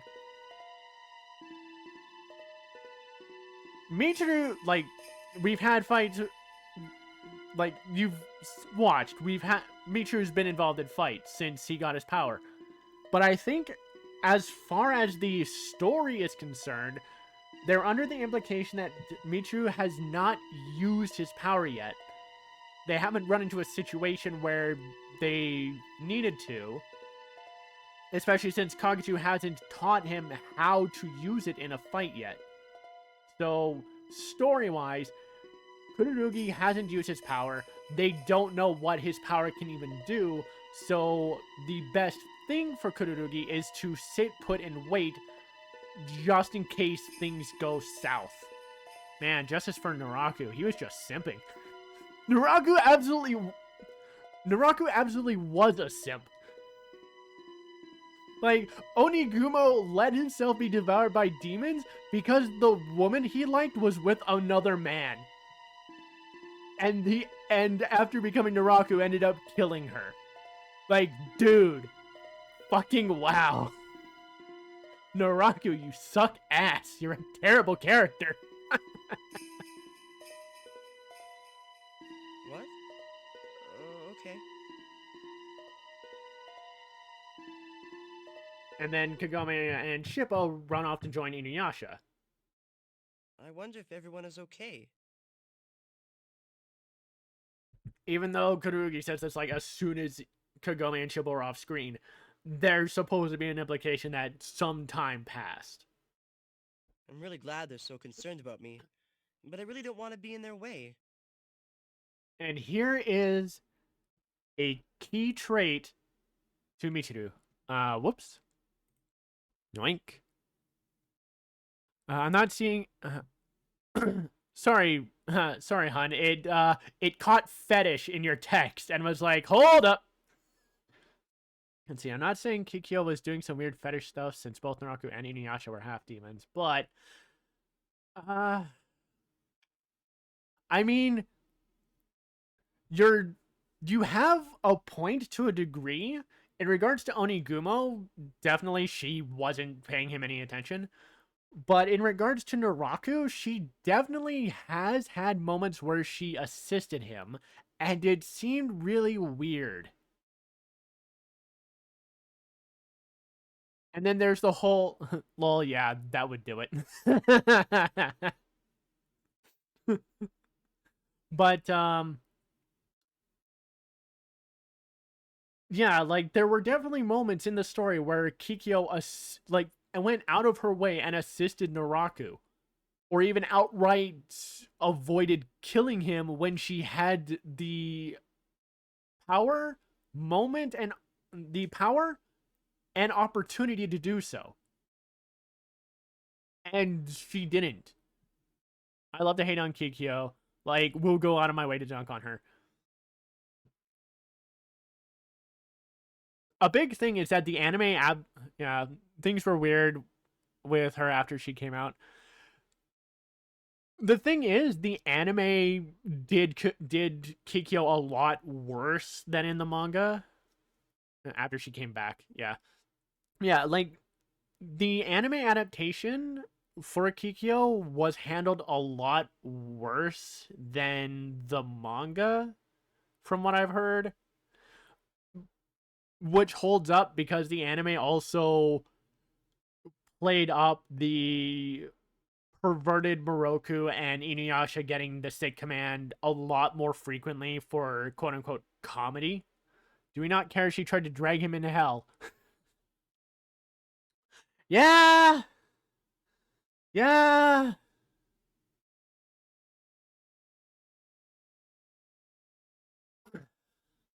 Like, there...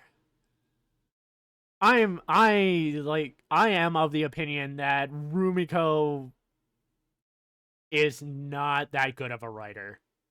In all honesty. Like, especially when it comes to romance stuff. Does not care that time she left Kagome to die.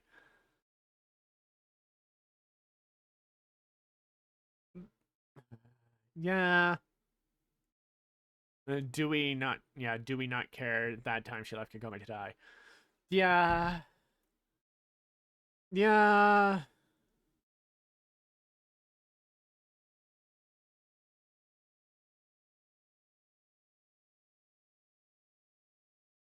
Like, there's just so much. I just love how people say she was... Honestly, I feel like most of the people who side with Kikyo just don't like Kagome. That she was the victim. Like, in a way, Kikyo was, because she was tricked by Naraku pretending to be InuYasha. but her behavior after she came back to life, even after she found out that it was Naraku who set everything up, Kikyo definitely was not the best. There were definitely some issues with Kikyo.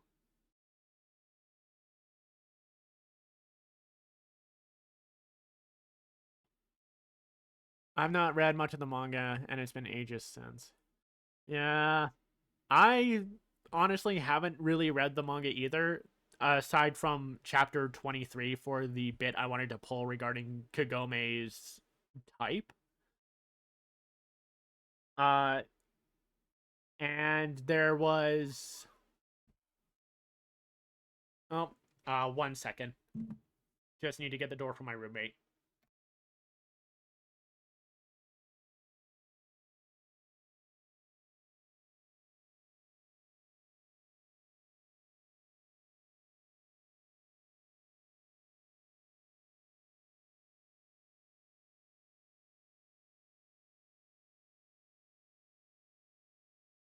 And back.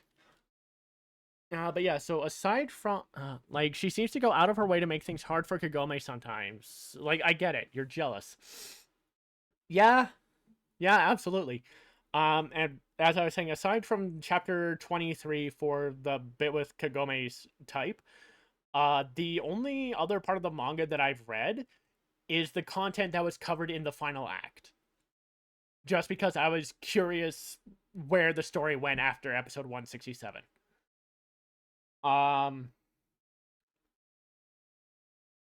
Aside from that, I don't really know much about the manga, but like Kikyo just in general is weird. And it definitely gets weirder when you know the anime treated her worse than the manga did. And then especially when there was that one anime-only episode of Kagome and Kikyo alone in a cave, and Kagome saved Kikyo's life.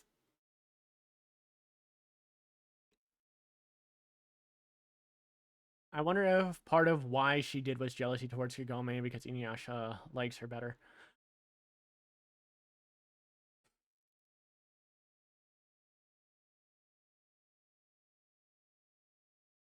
That's where it gets a little weird because in the anime, or like the manga explicitly does show that InuYasha cares for Kagome more, but the anime played InuYasha up as a two-timer. Like for the longest time, he could not decide between Kagome and Kikyo to the point he asked if he could just have both.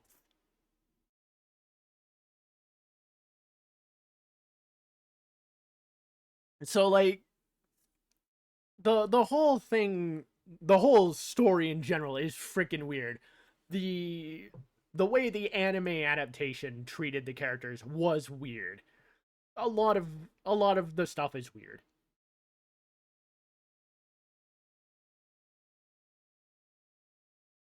I love how when he asked that, Moroka was like, dude, no. Yeah, like the lecherous character was like, no, you only get one. Like, yes, I get it. Moroku's the lecherous character, the perverted character. People aren't supposed to like the perverted character. And that's why people like putting Michiru with Songo when it comes towards this game. But Moroku's a good character. He has good development. The anime just, again, messes with him for the sake of comedy. He was torn between them and did some dumb things because of it. Oh, absolutely. Absolutely. And again, Moroku is the MVP. Moroku is an amazing character. Honestly, like, Moroku being the voice of reason was funny. Moroku in general is just a really good character. Honestly, like, just based on the character interactions, I legitimately think InuYasha should have hooked up with Songo, and Kagome probably should have hooked up with Moroku. That's what I think in regards to the original manga and the anime. Those to me would have been better. But if I'm including Cursed Mask into everything, I said this near the beginning, like earlier in the stream, that I absolutely feel like Michiru Kururugi, as Rumiko Takahashi wrote him, Sango and InuYasha, a lot of people do, surprisingly. Yeah.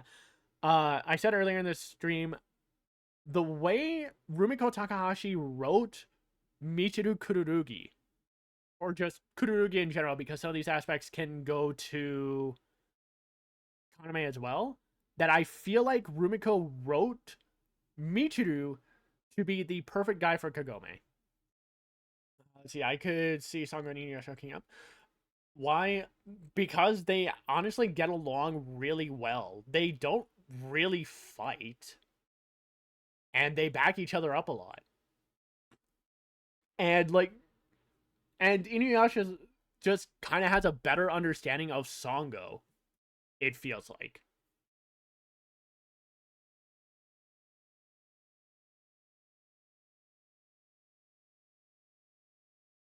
Back to the game. So, regarding Michiru's line here, I'm really glad they're so concerned about me, but I really don't want to be in their way. Never heard of people shipping Sango and InuYasha. There's a lot, surprisingly. There is quite a bit. You can actually find some pretty good fan art between InuYasha and Sango. I don't know that scene where he saved her, like romantic tension. Between InuYasha and Sango? Yeah, I'd believe that.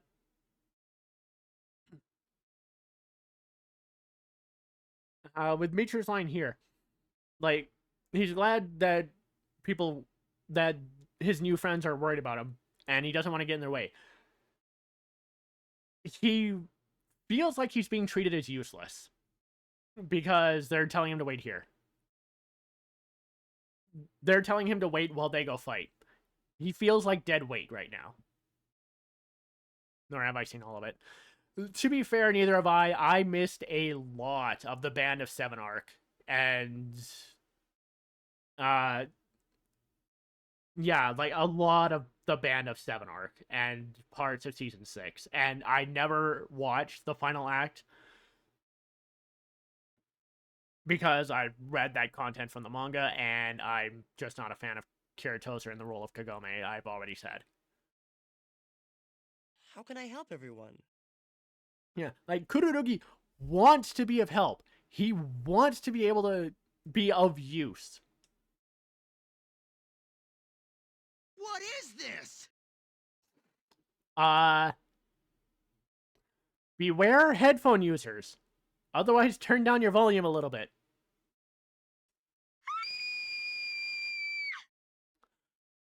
I don't know why, but I love that scream. I love that scream, and I don't know why. What happened? I just think it's a good scream.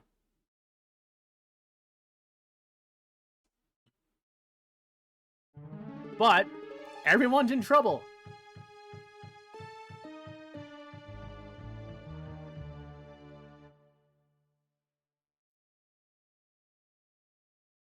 Is everyone okay? Well, there's still more of you. Uh-oh. Since you escaped being captured, you should run away. Do you really want me to suck your blood? The fact he says suck your blood and not drink your blood or just eat you is weird. Shut up! How stupid.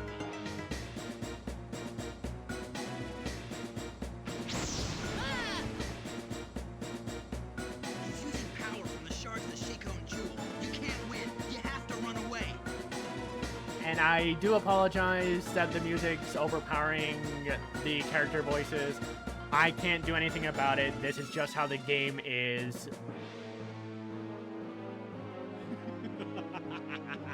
Voice acting is the true drunk experience of the game. To be fair, the voice acting is the best part, is definitely what carries the game.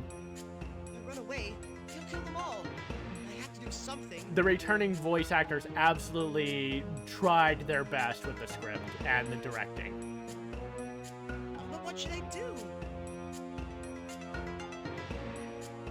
Look, there's a serpentine rock the Grandma Kakaji was talking about. How? How can you tell from that distance, my guy? How can you tell? That is on the other side of the room! Was Viz the studio behind dubbing the game? Bandai was.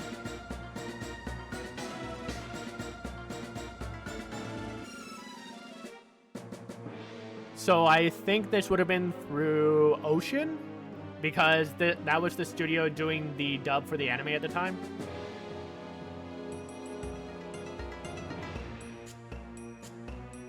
But I'm pretty sure they would have had to go through Bandai themselves for this. That explains a lot. Yeah, Bandai is terrible. Bandai has a lot of localization issues. Give up, little man? Well then, I'm going to eat you first. You idiot! Why are you standing there? Run! Run away! You have to run away!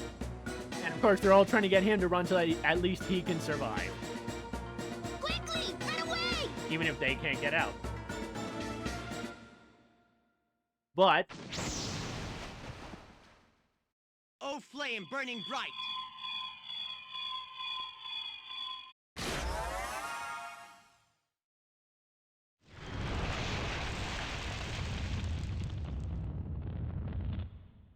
What?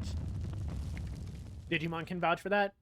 I don't really know about many Digimon games that had English dubbing. As far as the anime is concerned, that actually will vary between Fox and Disney and Saban. But we do know that as far as Bandai video games go, Digimon Data Squad, if you mean the anime, I'm pretty sure that was handled by Disney, because Disney had the rights to Digimon at the time. Had the rights to the Digimon anime at the time.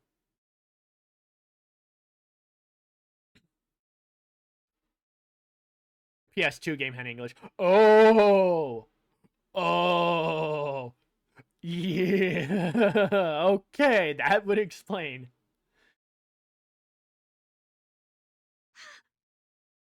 So, as you may have heard, Michiru called out, "Oh flame burning bright."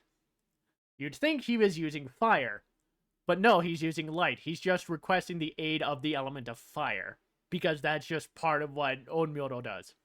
Never played any of the video games. I played a few. Digimon Story Cyber Sleuth, though, I'd say is absolutely worth playing. It is a fantastic game, especially if you like Dot Hack, because these Cyber Sleuth games borrow a lot of elements from Dot Hack. It is pretty obvious. I'm free from the web!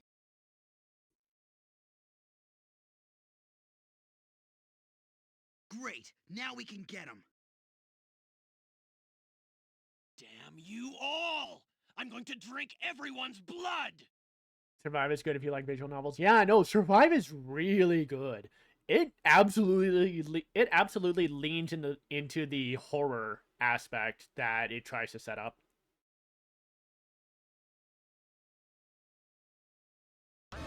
Now, time for our first boss fight.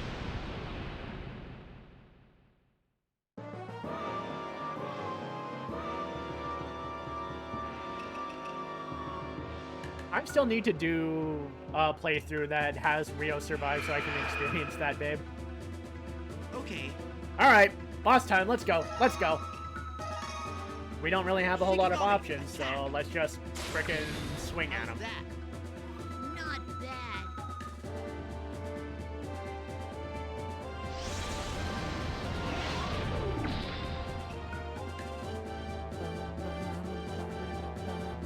I'm interrupting you. Got it! Well, time to belt out wind scars like no tomorrow. You know, InuYasha's go-to move. Wind Scar! That doesn't work. Wind Scar! I have a barrier. Wind Scar! I told you it doesn't work! Take that!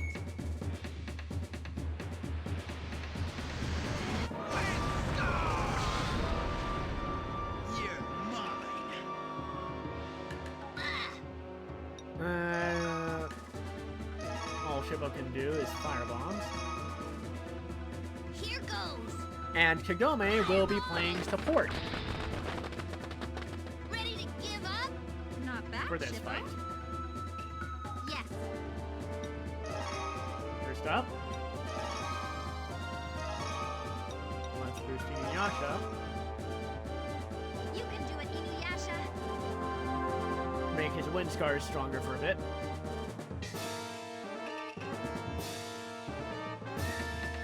Yes.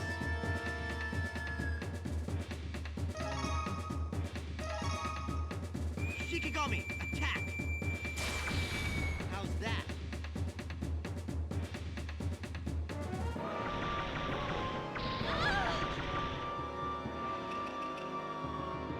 Ooh, that did a fair bit of damage.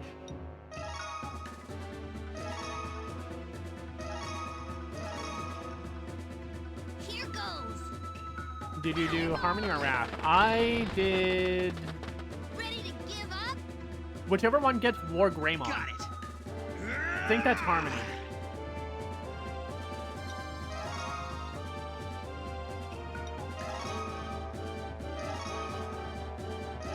I also got the bad ending too because I was at a point that I could do it.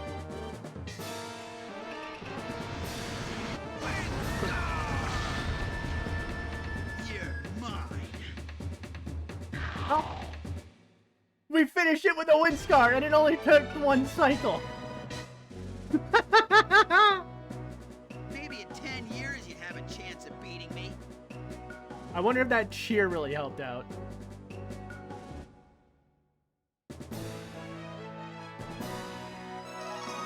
And InuYasha learned Blades of Blood. That is his first AoE attack. He finally has a way to hit everything.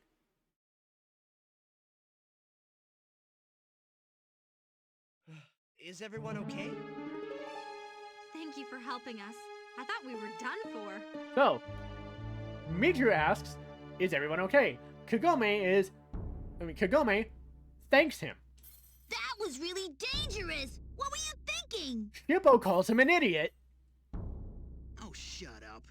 Everyone's safe now. That's all that matters. And Inu's like, who cares? We're fine. He gets the full range of answer. He gets the full range of responses. Thank you, you idiot.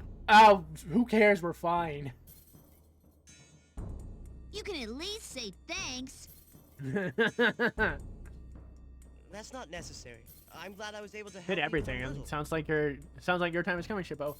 Shippo's still does more damage, but also costs energy, whereas Blades of Blood is free.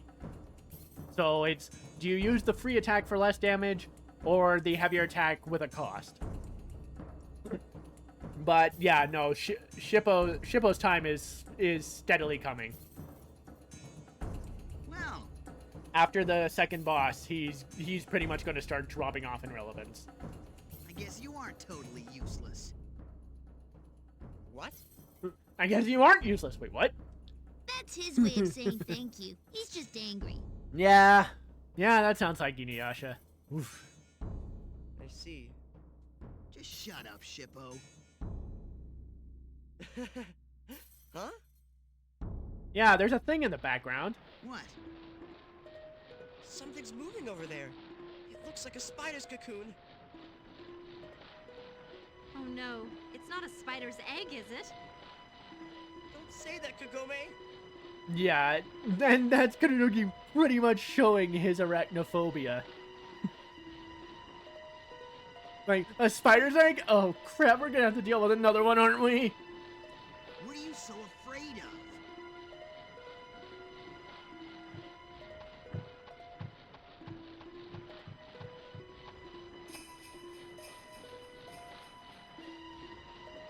And he cuts it open. That was scary. Thank you so much. That tone of voice does not match the dialogue. She was in a spider's cocoon, like she was wrapped up in spider's web, about to be eaten. She should be horrified.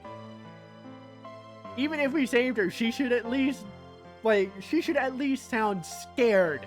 As scared as she says she is. But this is a good track.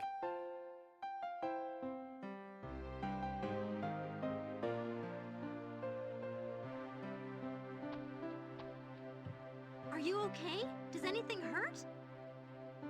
It was a little painful, but I'm okay. Is your name Sachi? Like, the core returning voice cast is absolutely... Let's see. Don't spiders have venom inside their cocoons for living victims? This kid should be bones and scraps. It depends... I think it depends on how long that takes and how long they've been in the cocoon. As far as we know, it hasn't even been a day since the kid was taken. Because pretty much as soon as Michiru arrived in the feudal era is when Sachi was taken, because he ran into her family not long after. And they said that they went after the spider right after Sachi was taken, and that was when they ran into him. Yes, but how do you know? Great. Your mom and dad asked us to find you. I'm glad you're safe now. What a relief. At least he hadn't eaten you yet. Let's go, everyone. Okay. And thankfully, we don't need to walk out of the dungeon. It teleports us straight to Akebi village. Everyone's really worried about you. You should go home right away. Okay, thank you so much.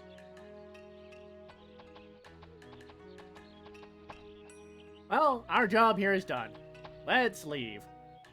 Hey, what's her name again? That's right, Grandma Kakuju. We should probably thank her. She has a point. It was because of Kakuju that we managed to get out of that. We were able to destroy the giant spider because she taught us how to use the power of Shikigami. I mean, yeah, that's absolutely accurate. If not for Michiru learning Shikigami, you guys would have been toast. That's a good idea. We sure couldn't depend on that certain someone who said he was gonna take care of it. I think that's the worst part of the game, the enemy sprawling in dungeons. Like, definitely the encounter rate is a little high, but on the plus side, the fights are incredibly easy, so it's not that big of an issue. Shut up, Shippo. Yes, that's a good idea.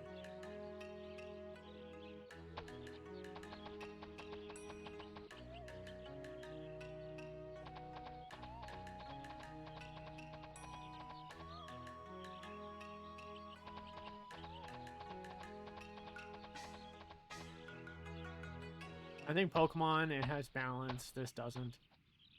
Well, you haven't been gone long, but you've already experienced so much. Yeah. Yeah, I'll agree with you. Like, Pokemon does have a balance between encounter rate and challenge. This one is high encounter, no challenge, basically. The random enemies are basically just experience fodder. You only get into them let's see. If I remember correctly, you do get a way to decrease encounters, but it happens near the end of the game.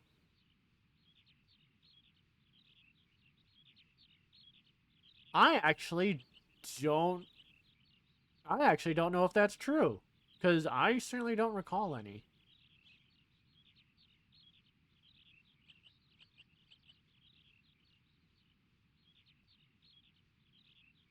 I think it was an item.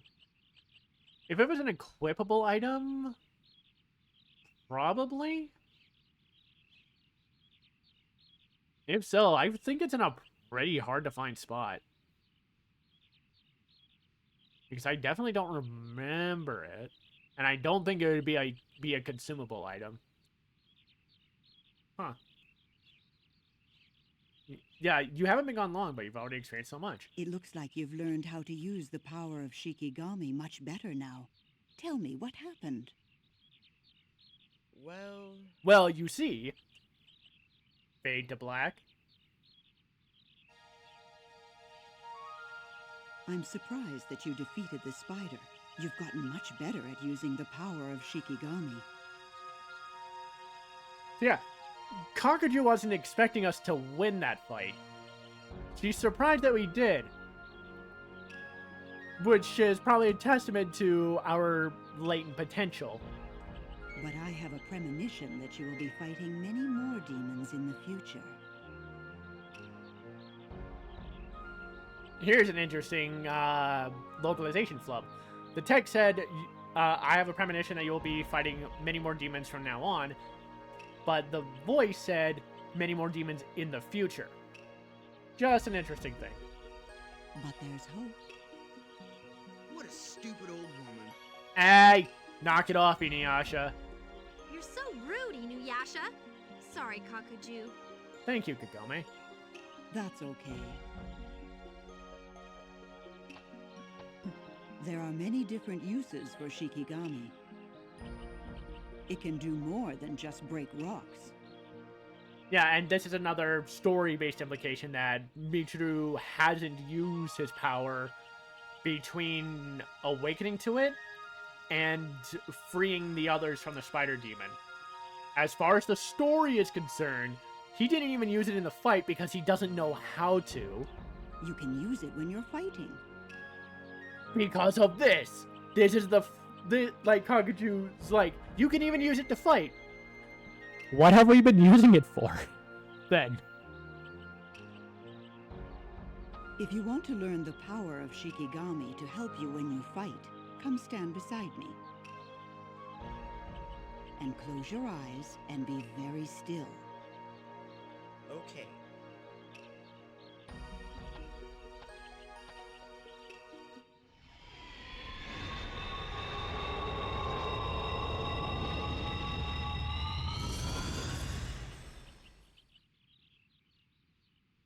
Now you have learned to call upon the power of Shikigami when you fight. Hey, Granny, this is for real. That's cool. InuYasha's thing aside, this is Kakuju essentially saying, story-wise, now you can actually use Shikigami to fight. So, again, as far as the story was concerned, Kururugi didn't know how to use Shikigami to fight, so never did. The only time they, quote-unquote, properly used it was to free the others from the web. Now I will teach you how to use the power of Shikigami when you are fighting. Yes, please.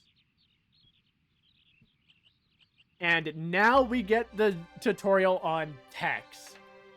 And it spoils all of the special text that we learn.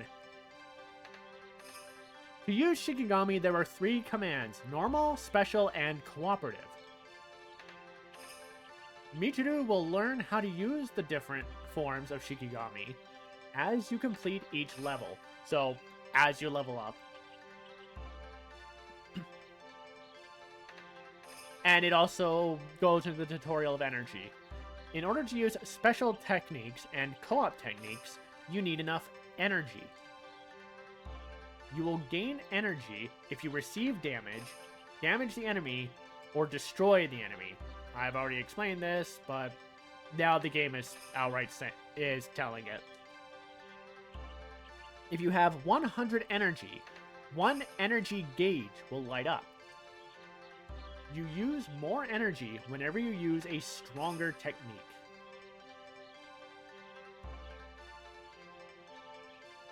And spoiling the co-op text. When your friendships become stronger, you can use the co-op technique command. Using the co-op technique command uses 2 times the energy, but this is more powerful than the special technique command. So the names of the co-op techniques are double-edged sword tactic, double attack tactic, and double destruction tactic. They're just abbreviated because character limit in the North American release. You have to wait until the other person's turn to be able to use the co-op technique command. So one character sets up the co-op technique, and the other character initiates it. So you have to keep track of where the characters are on the turn dial to see when your technique will go off. Be aware of the enemy and ally turns. Do you think you've learned how to use Shikigami in a fight? I'm still a little uncertain, but I'm pretty sure I got it. That's good for now. Soon you will be able to completely control it. After you gain more experience and learn to use it efficiently, not only will you be able to use it when you fight, but you will also learn to use the many different powers of the Shikigami. Really? Yes, really. You should go now. I'm sure we'll meet again. I don't think it's spoiling. I know people complain about tutorials regardless, so I don't think this is bad. Okay. Thank you, Kakaju. Yeah, I just like to poke fun at it. And Michiru has learned how to use Raging Flame, the story-locked normal technique. And now he can actually start learning other techniques as he levels up. And Raging Flame is so useful, it is going to be our go-to method to attack with. I'm sure we'll meet again sometime. Well, with that... Thank you, Grandma Kakaju.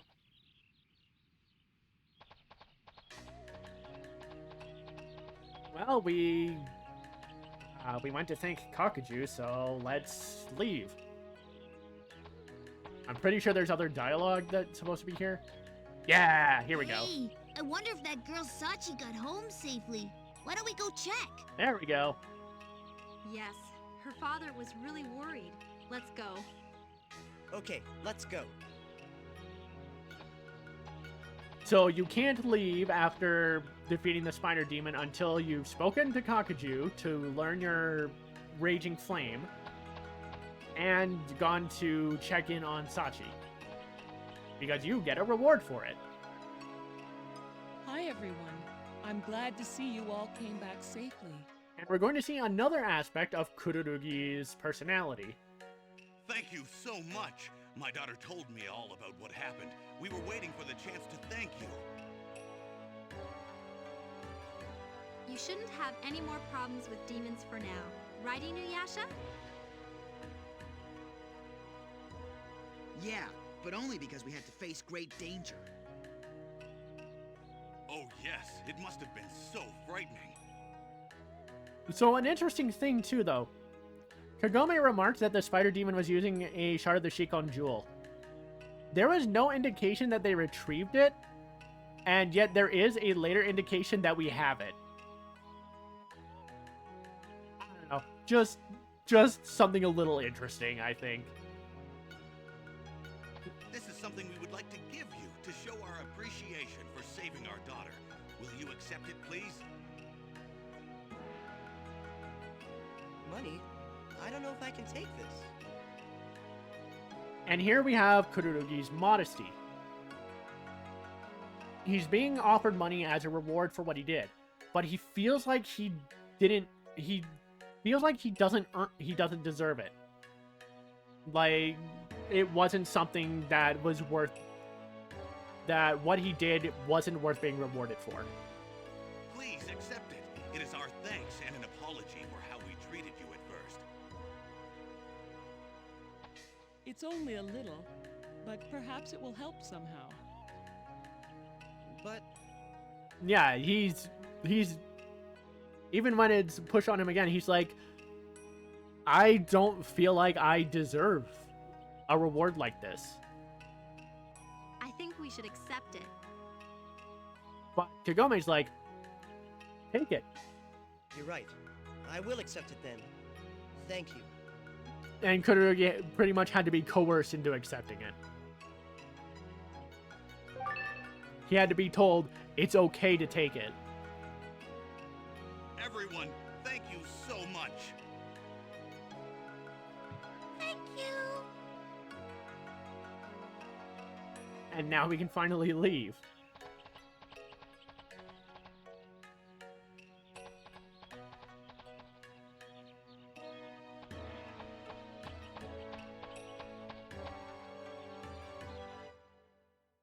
But I also think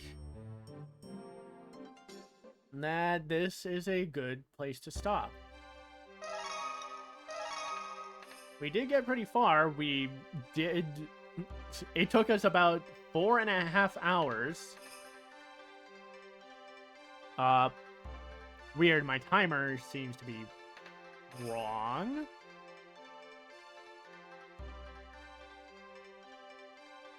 Oh wait, wrong timer. Yeah, we've been at this for like 4.5 hours. So I think this is a good time to stop.